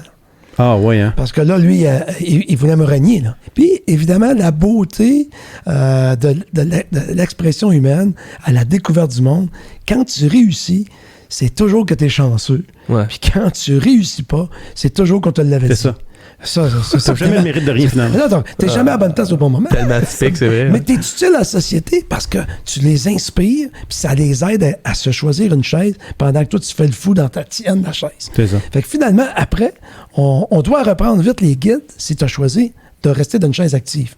Alors, je suis reparti en affaires, j'ai rebâti mon bureau de dessin, mais cette fois-là, pas avec les mêmes trucs. Hein? Ouais. Et ça m'a pris à peu près 1 an de plus que l'année que j'appelle l'année sabbatique, l'année d'études sur le repli de soi. Pour repartir une entreprise, j'ai remonté ça à 30 employés, mais d'une façon plus structurée sur 3 ans, pour revenir à l'équilibre d'à peu près 16 employés. Et j'ai fait à peu près 25 années stable, avec une récurrence de gestion, mais pas de récurrence de projet, par contre. Toujours l'être en moi au désir d'inventer, d'être inventif. Et ça m'a pris 1 an pour refaire un chiffre d'affaires de 3 millions.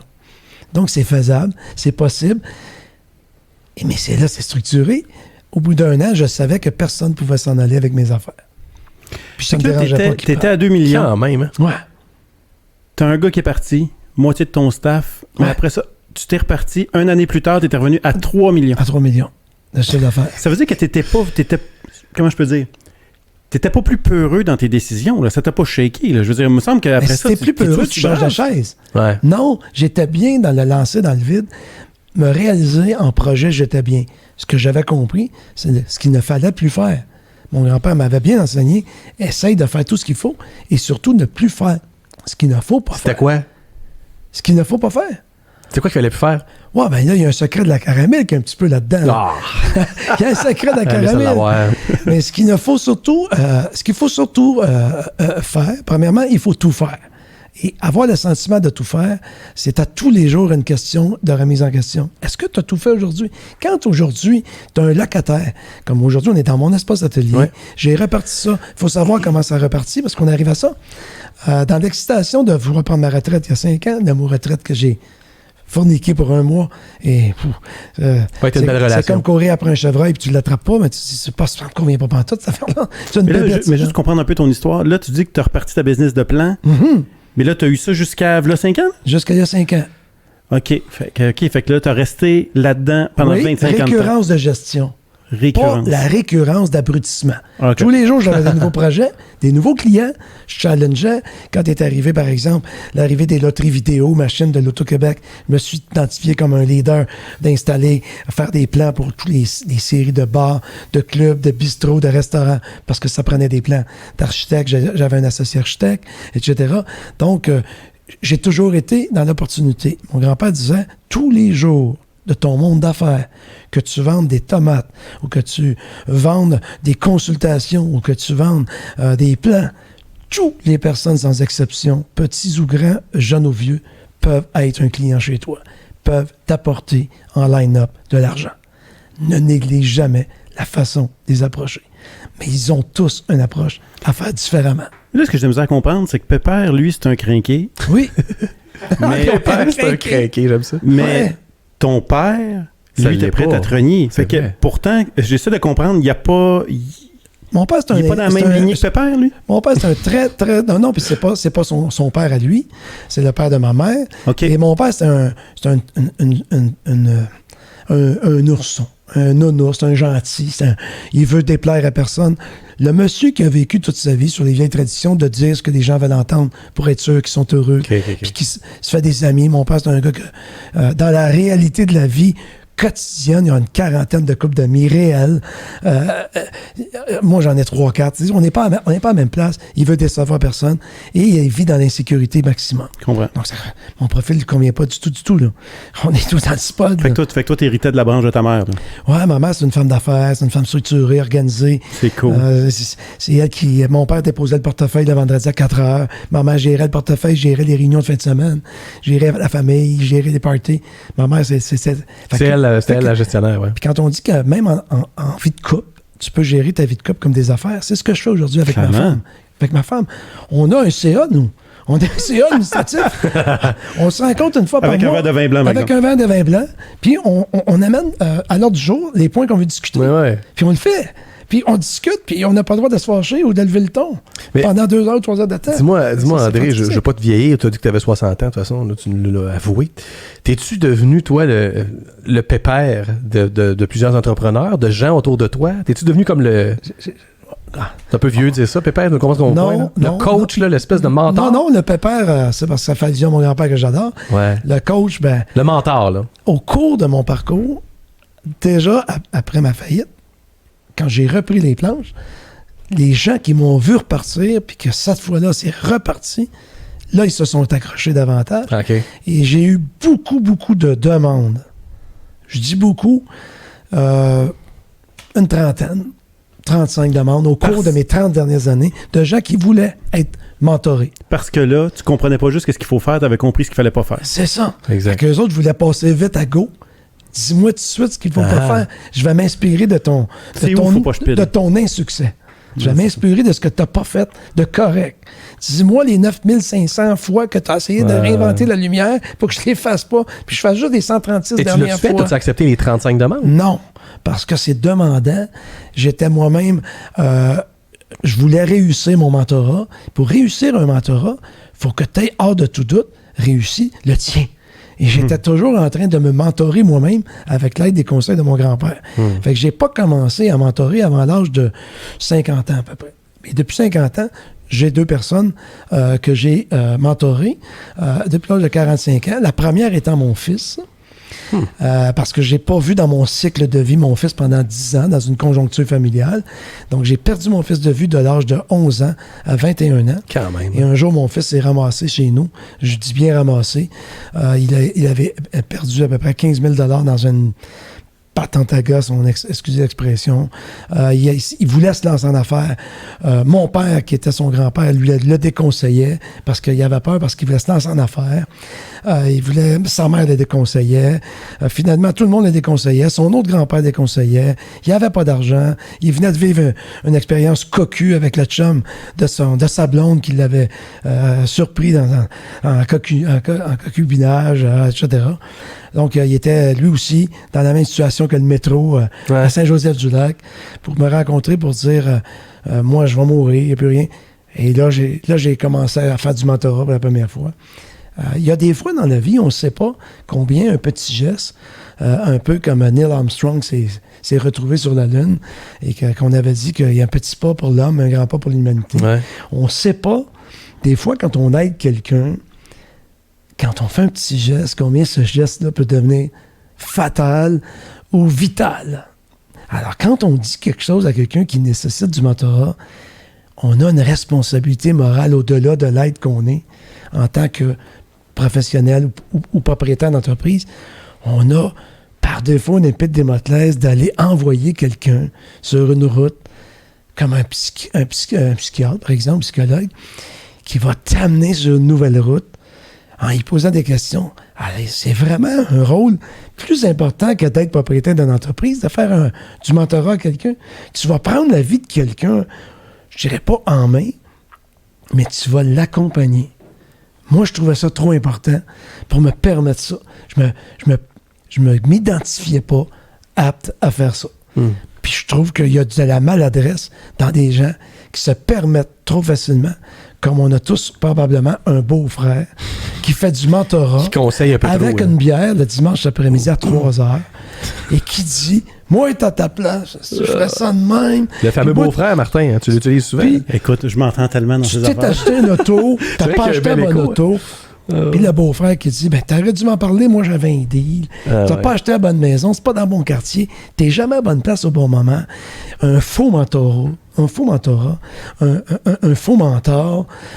Alors moi, je voulais pas être étiqueté à ça. Puis imaginons pour un instant que tu fais ta propre business et t'as un flop, t'as un deuxième flop. C'est toujours toi que tu vas analyser. Mais si l'entrepreneur que tu es en train de faire, un entrepreneur en devenir, c'est un mentor de ce jeune entrepreneur-là. Je me sentais pas bien, là. Fait que, non, je l'ai fait plus tard. Là, aujourd'hui, je me sens dans la peau d'un mentor. J'aurais dit à l'époque que je me sentais dans la peau d'un menteur. J'aurais mal guidé, j'aurais mal mentoré et j'aurais menti à l'entrepreneur en devenir à de faux espoirs. Alors, je lui aurais fait faire probablement à son tour des maladresses sous des expériences que je n'aurais pas même acquis moi-même. Fait que là, je trouve que maintenant, mentorer quelqu'un me rend confortable parce que je vais le challenger davantage qu'être sur mes conseils. Mais là, j'aimerais revenir encore, là. Mettons que tu as repogné ton gars que tu dis que tu as ramassé. Là. Mon fils. Et je l'ai pris en main. C'est quoi, mettons, là, on avait ciblé 4 affaires que tu as commencé par checker. Puis, mettons, moi, je suis un entrepreneur puis j'écoute le podcast. Là. Puis, je suis dans un flop ou je m'aligne d'un flop ou je me sors d'un flop. Puis, il faut que je regarde 4 affaires. Je regarde quoi? Ben, la première des choses, quand tu veux aller de l'avant, si tu passes ton temps à demander à des personnes qui ne sont pas allées de l'avant des conseils, il faut déjà que mentalement tu sois prête à ce que 50% de la réponse soit le contraire de ce que tu souhaites. Parce que moi, quand je demande à ma mère qu'est-ce qu'elle en pense de la couleur de ma voiture, puis la mienne est rouge, puis ma mère a dit qu'elle l'aurait préférée noire, c'est 50% de ta réponse que tu voulais pas. Tu as forcément 50% de toutes les questions que tu vas poser à des gens qui ne sont pas en affaires d'avoir une réponse qui n'est pas la tienne. Donc, la première règle de jeu, c'est que ne demande pas à quelqu'un qui n'est pas à la hauteur d'être quelqu'un dans la business, ce qu'il en pense de ta propre business, qui est mon père, pour être capable de se sentir dans ma peau si lui-même ne s'est jamais senti en affaires. Ça, c'est un peu comme quelqu'un qui se fait couper une jambe et la maladresse des gens va dire « Ouais, tu fais pitié, tu fais couper une jambe, je te comprends tellement. » T'es qui, toi, pour me dire que tu me comprends quand ma jambe est coupée, quand toi, t'as tes 2 jambes? Hey, ça se peut pas. C'est impossible physiquement et psychologiquement que tu comprennes ce que je vis. Ouais. Ne me dis pas ça. Alors, je ne te rendrai jamais à quelqu'un qui s'est jamais fait couper une jambe. Fait qu'autrement dit, ton premier conseil, c'est de filtrer ta source de conseiller. Là. Absolument. Ouais. Absolument. La deuxième, c'est je réalise tous les jours que l'entrepreneur typique, aujourd'hui, on a un réseau social et une accessibilité à l'information qui est extraordinaire. Elle est tellement extraordinaire que c'est devenu dangereux. Tu as tellement d'explications qui peut être à la fois farfelues. Il y a tellement de fausses gens, de faux mentors, de faux entrepreneurs, de fausses personnes qui n'ont pas réussi, qui disent qu'ils l'ont fait. Ouais. Des gens qui se croient, qui ne sont pas encore à la réussite, mais qui pensent qu'ils l'ont atteint. Il y a tellement de faux, toutes sortes d'affaires, que tout ça, ça devient bien mêlant. Et ça, ce que ça fait, c'est que tu te fais des fausses croyances à des... C'est un peu comme quelqu'un qui veut maigrir, puis regarde quelqu'un qui a déjà maigri de 60 livres, mais elle explique pas bien à la caméra que ça fait 3 ans qu'elle travaille, elle s'est fait faire 3 chirurgies, elle a souffert, elle donne juste le punch. Et toi, t'es là, tu veux, il y a beaucoup trop aujourd'hui d'informations qui coulent. Alors moi, je dis aussi d'emblée, faire attention à l'information et d'être serein là-dedans. Le troisième, c'est qu'il y a beaucoup trop de gens parce que la loi 80-20, elle existe, la loi de Pareto, pour ceux qui la connaissent. Donc, la loi de Pareto, c'est que 80% des plaisirs de la vie n'appartiennent qu'à 20% de la population. Et 20% de la population se partage le reste.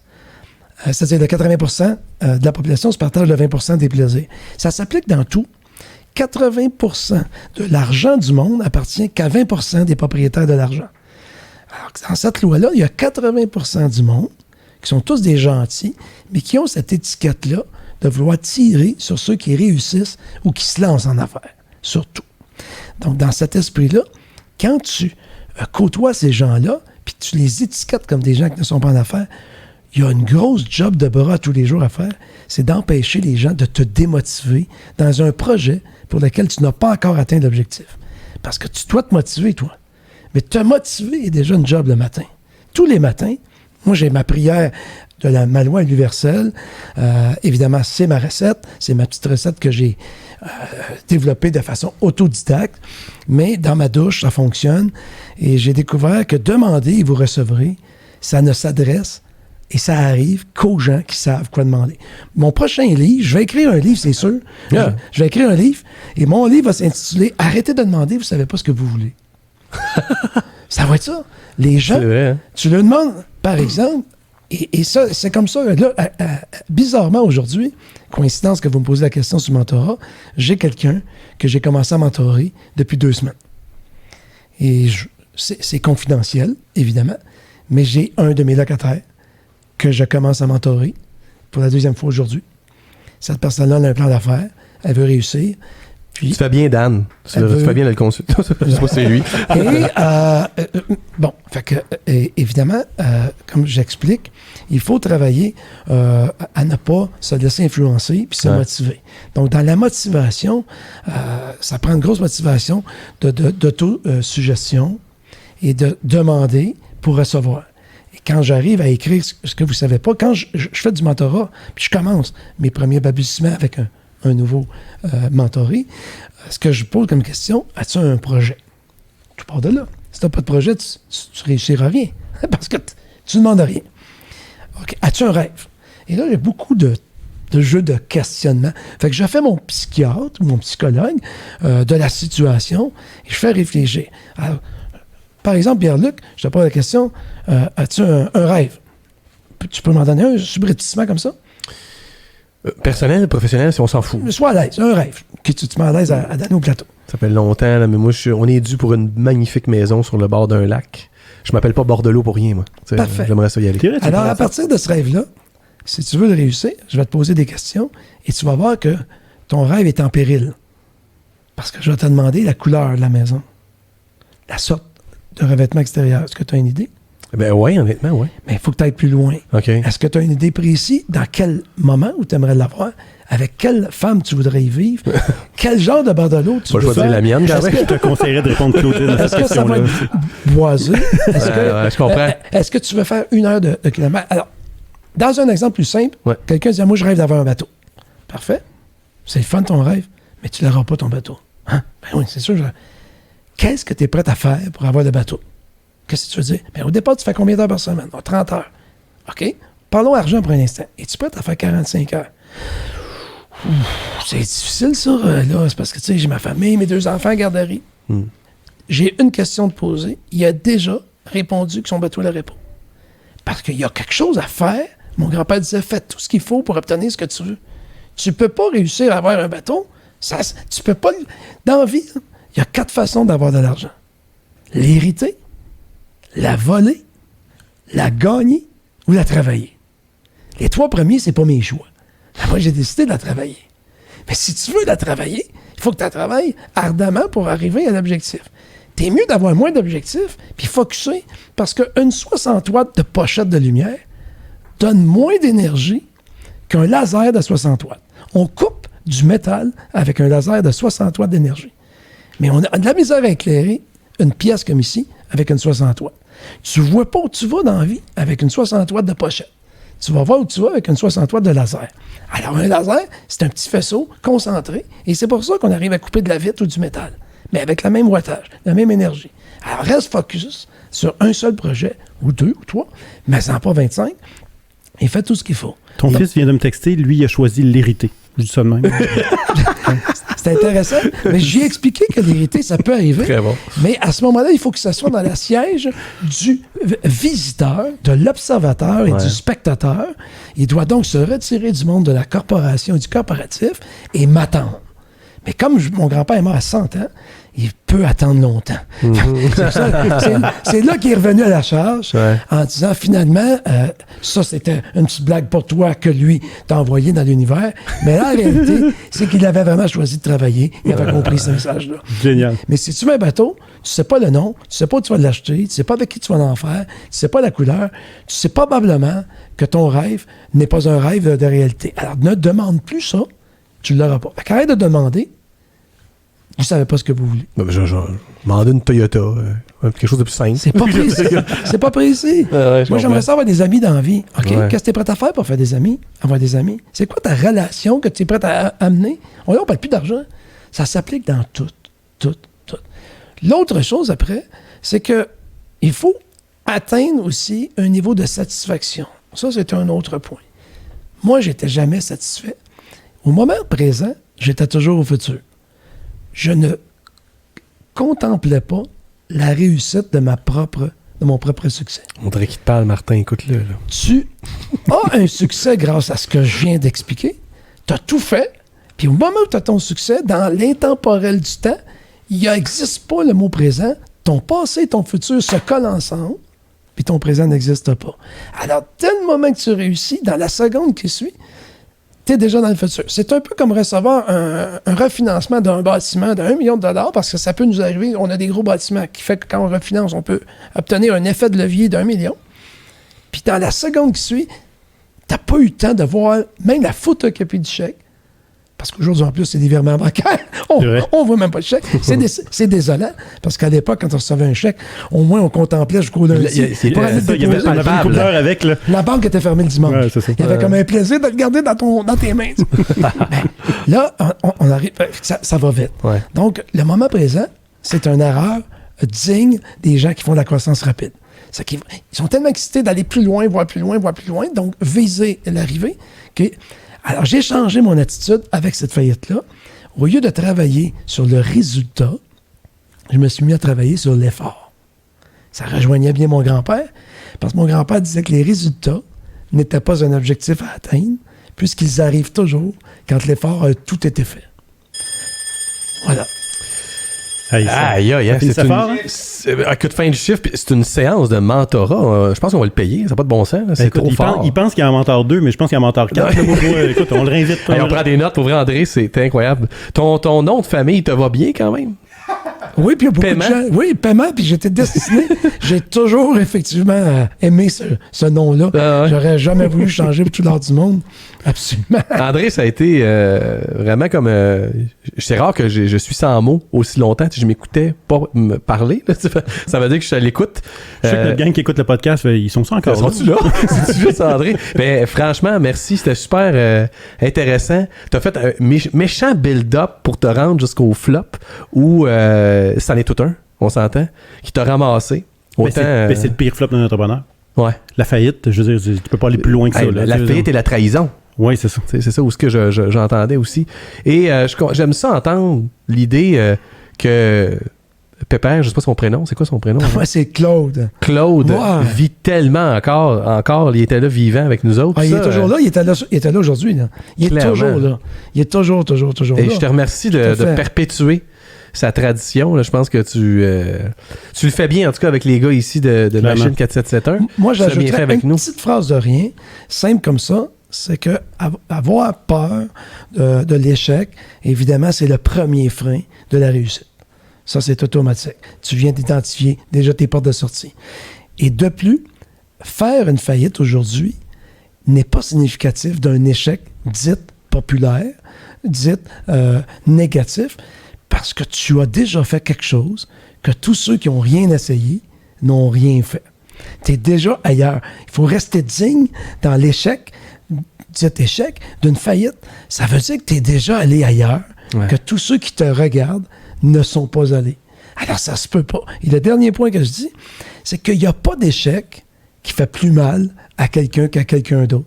Notre première faillite, que ce soit une faillite de 50 000, de 100 000, de 2 millions, 10 millions, pour tous ceux que j'ai côtoyés, qu'ils ont tous eu un échec, ils avaient la même douleur au cœur, de la frustration et le désir de ne plus vivre.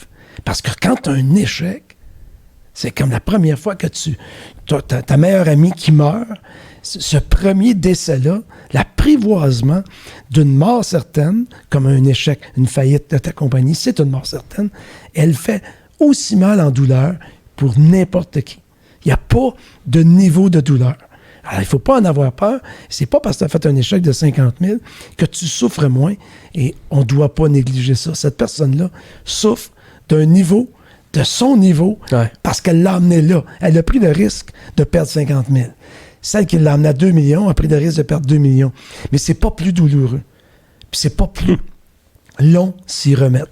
La preuve, c'est que je me suis remis sur les planches et j'ai refait un chiffre d'affaires à 3 millions après 1 an et demi, en fait, après 1 an de plus que l'année de la faillite.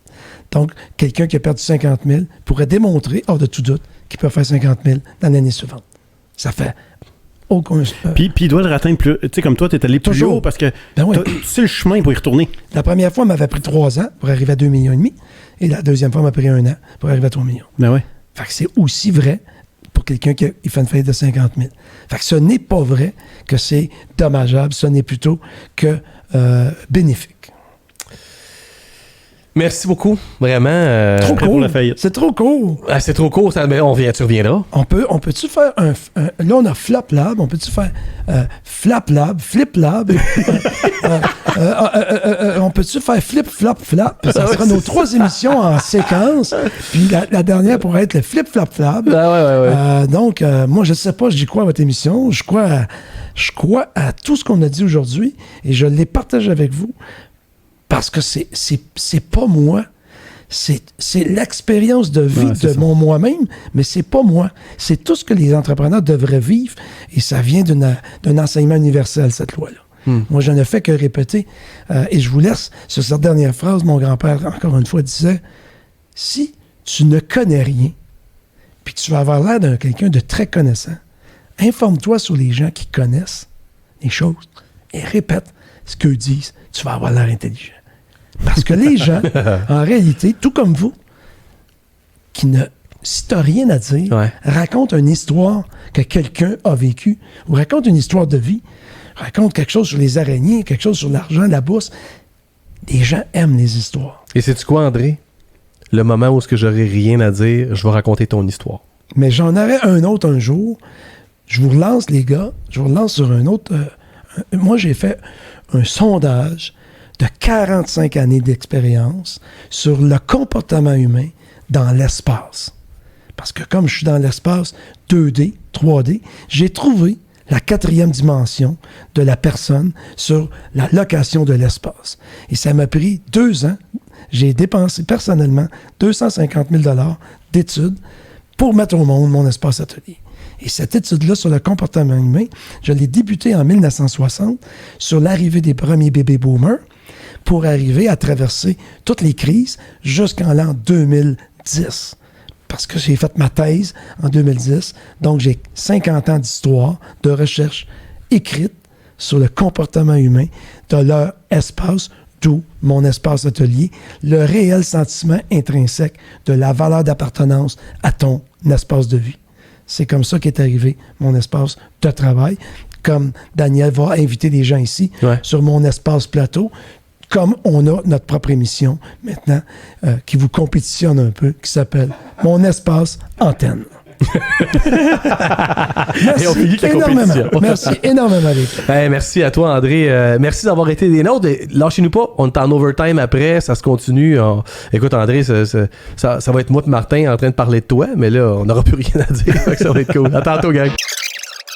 Ah, écoute, t'as tout. J'avais l'impression de t'entendre, mais avec 20 ans de plus. Tu savais le nombre d'affaires que tu dis.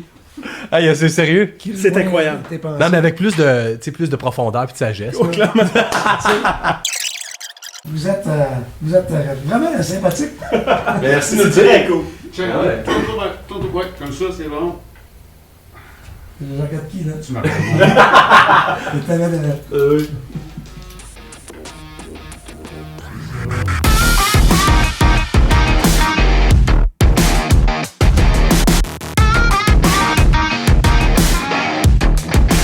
Une table de ping-pong à aller chercher. C'est vrai, tout 4h30. Es-tu désinfecté?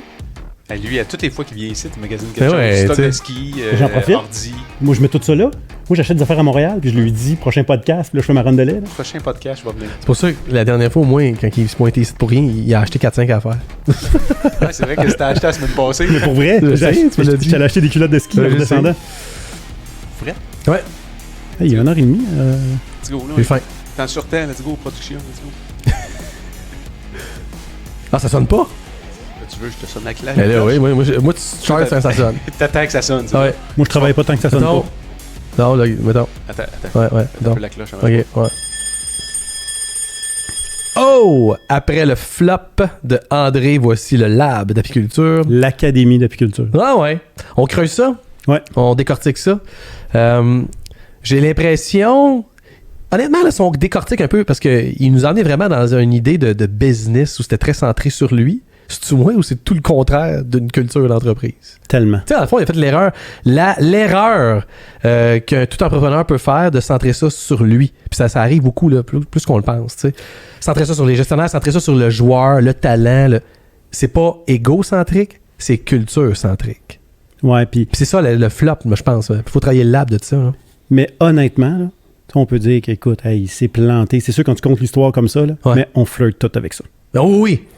Quand Puis tu il a as appris 23 ans, tu as l'impression que tu écrases une industrie. C'est ça. Tout le monde te dit t'es un malade, c'est hot ce que tu fais. Hey, là, tu te gonfles le torse en pas à peu Solide. près. La tête t'enfle. Là. Tu sais, quand tu arrives dans les 5 à 7 de la chambre de commerce, puis c'est eux autres qui te payent des verres, là, tu fais OK, là, c'est parfait, là, je rayonne dans la chambre de commerce. Enfin, j'ai mon heure de Ah ouais, gloire. écoute, à 23 ans, je les ai toutes clenchées. Ouais. Fait que tu sais, veux pas, comment c'est monté le système entrepreneurial, ça favorise ça. C'est ce piège-là que tu peux tomber. Écoute, j'ai tellement connu ça. J'ai des amis qui ont tombé dans ce piège-là. Puis la ligne est vraiment délicate. Puis même moi, là, tu sais, écoute, ça a été... J'ai pensé à un moment donné, parce qu'honnêtement, t'es jeune, Ouais. t'es dans un univers où tu côtoies des gens de 50, 60 ans qui ont réussi, puis ça arrive avec les gros camions Mercedes, toute la patente. Ouais. Puis toi, t'es comme le zouf qui vient de commencer. Là. Puis là, t'essaies de te prouver, puis t'essaies d'avoir un peu de respect de cette gang-là. Puis malheureusement, souvent, un des armes, des cartes qu'on est porté à jouer, c'est se positionner comme ça. Là. Ouais. Quand je vais parquer mon char à côté de l'autre, non, c'est pas vrai, écoute, moi, être au même niveau.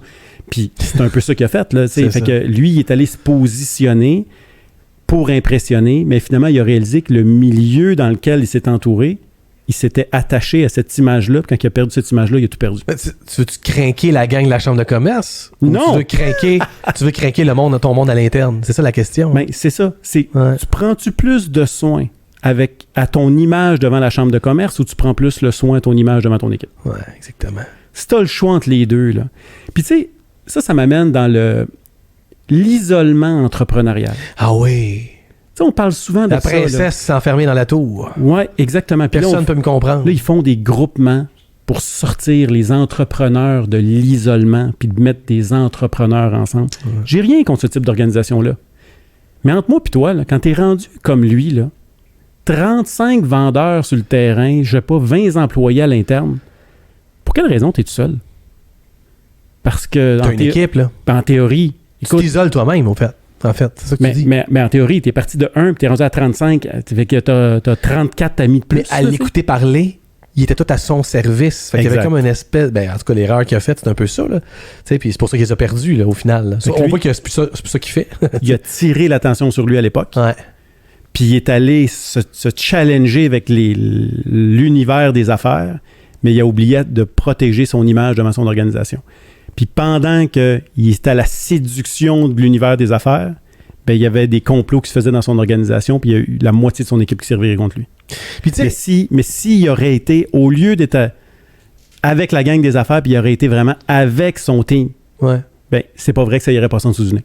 Puis tu sais, ça me fait penser à toutes les récoltes de culture d'entreprise qu'on a fait avec notre voyage dans l'Ouest canadien, dans l'Ouest américain. Là. Honnêtement, c'est-tu moi ou toutes les bonnes cultures qu'on a eues jamais se référaient à un seul individu, ou plutôt rarement. Puis quand ça le faisait, c'était un porte-parole de il remet tout ça dans les mains de son team. Tu sais. Exact. Tu sais, un gars, par exemple, comme Tony Shea de Zappos, tu sais, qui tout de suite dit c'est pas moi, puis tout ça, puis on dirait que le monde, même, il dit, le monde veut m'aduler là, de ma culture, mais c'est pas ça, pas en tout, je suis pas allé là, tu sais. Puis ça me fait penser à un client qu'on a eu ici, pan-canadien en plus, là, tu te souviens, 5 bureaux à travers le Canada, une clinique médico-esthétique. Et c'était au Québec, très centré sur le leadership de cette personne-là, tu sais. Exact. Et c'était fort, tellement fort qu'elle, elle se disait, ouais, mais faut pas que ça soit juste sur moi. Tu sais, il faut que ça soit ailleurs. Elle n'est pas tombée dans l'égocentrisme, c'est pas ça. Mais des fois, on a un phare, là, éclairant là, dans une business tellement puissant qui vient tout gober la culture, bizarrement. Puis lui, s'il est plus là, ou elle, s'il est plus là, ben c'est fini. Là. Exact. C'est une erreur, tu sais, de culture d'entreprise. Ben, c'est une erreur. C'est un piège, en fait, comme tu le dis. L'entrepreneur est tellement fort, défricheur, tout ça, que le fondateur, à un moment donné, n'est plus là.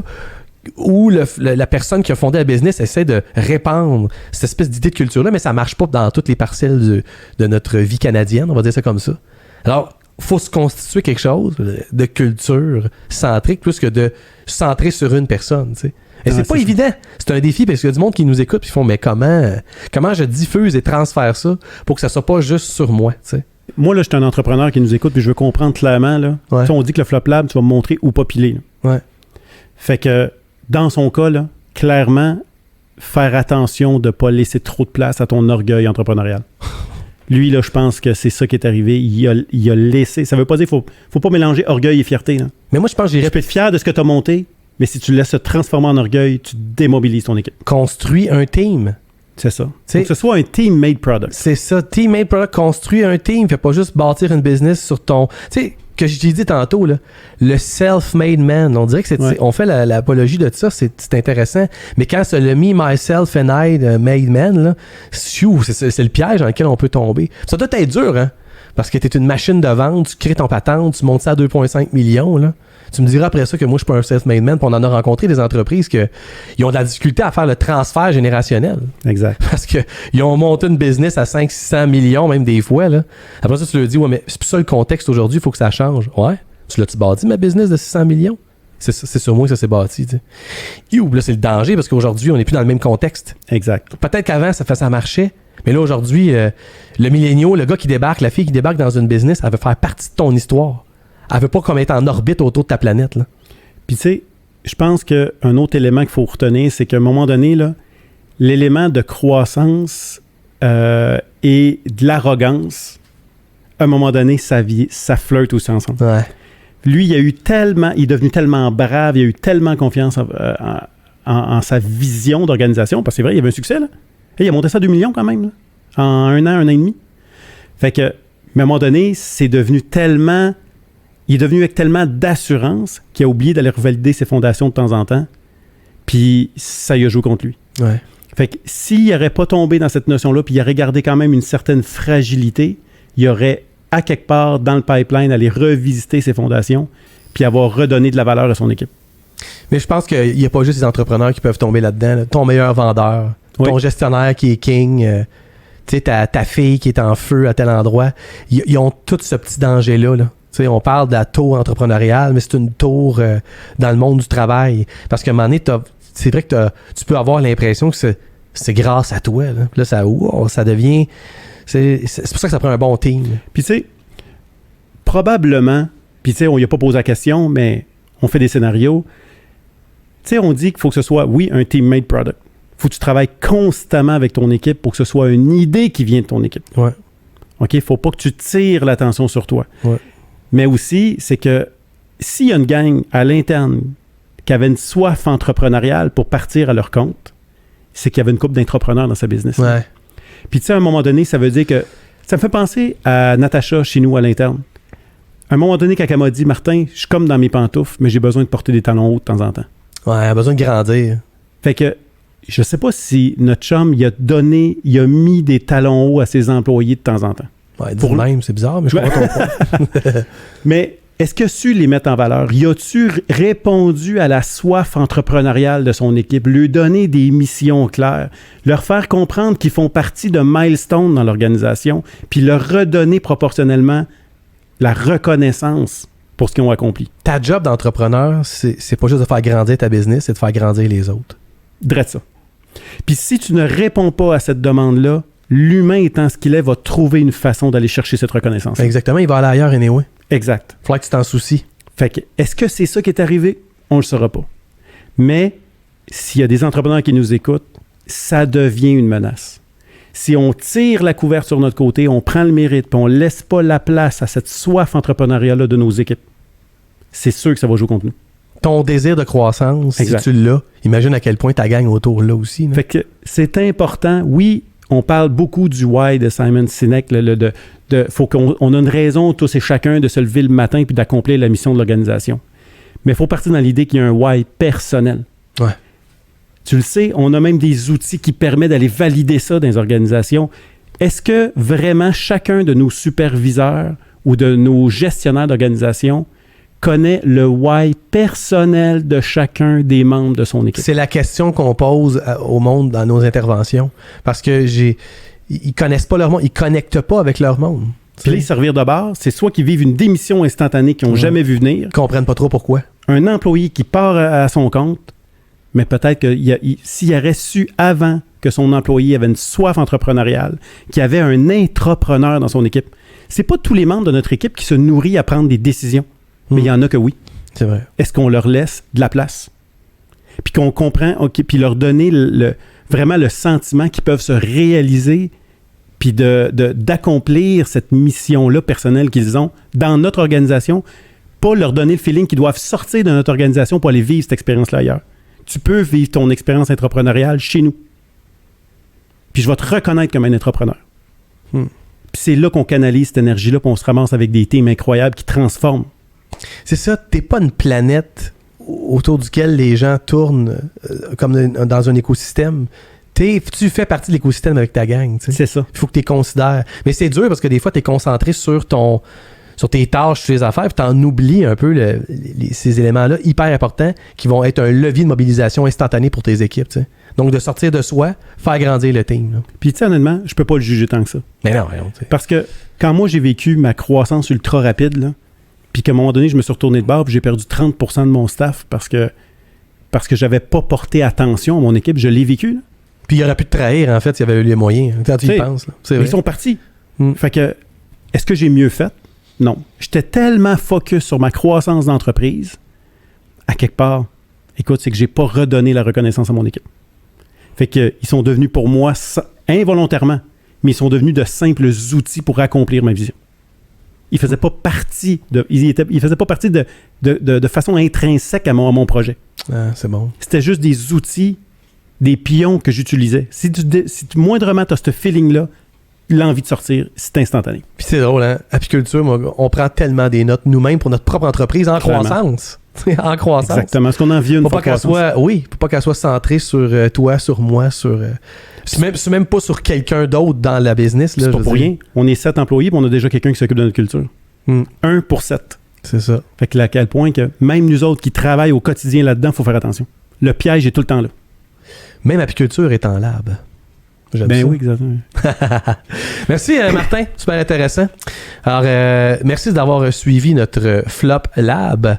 Écoutez-nous sur toutes les bonnes plateformes de podcast. On est sur Google, Apple Podcast, on est sur Spotify, sur YouTube. Partagez en grand nombre, faites-nous vos commentaires. L'idée, c'est de bousculer un peu ce monde de l'entrepreneuriat grâce à la force de la culture vive. C'était Pierre-Luc Bordelot au micro avec Martin de la Roseville. Yes. Toujours un plaisir. On se revoit pour un prochain Flop Lab.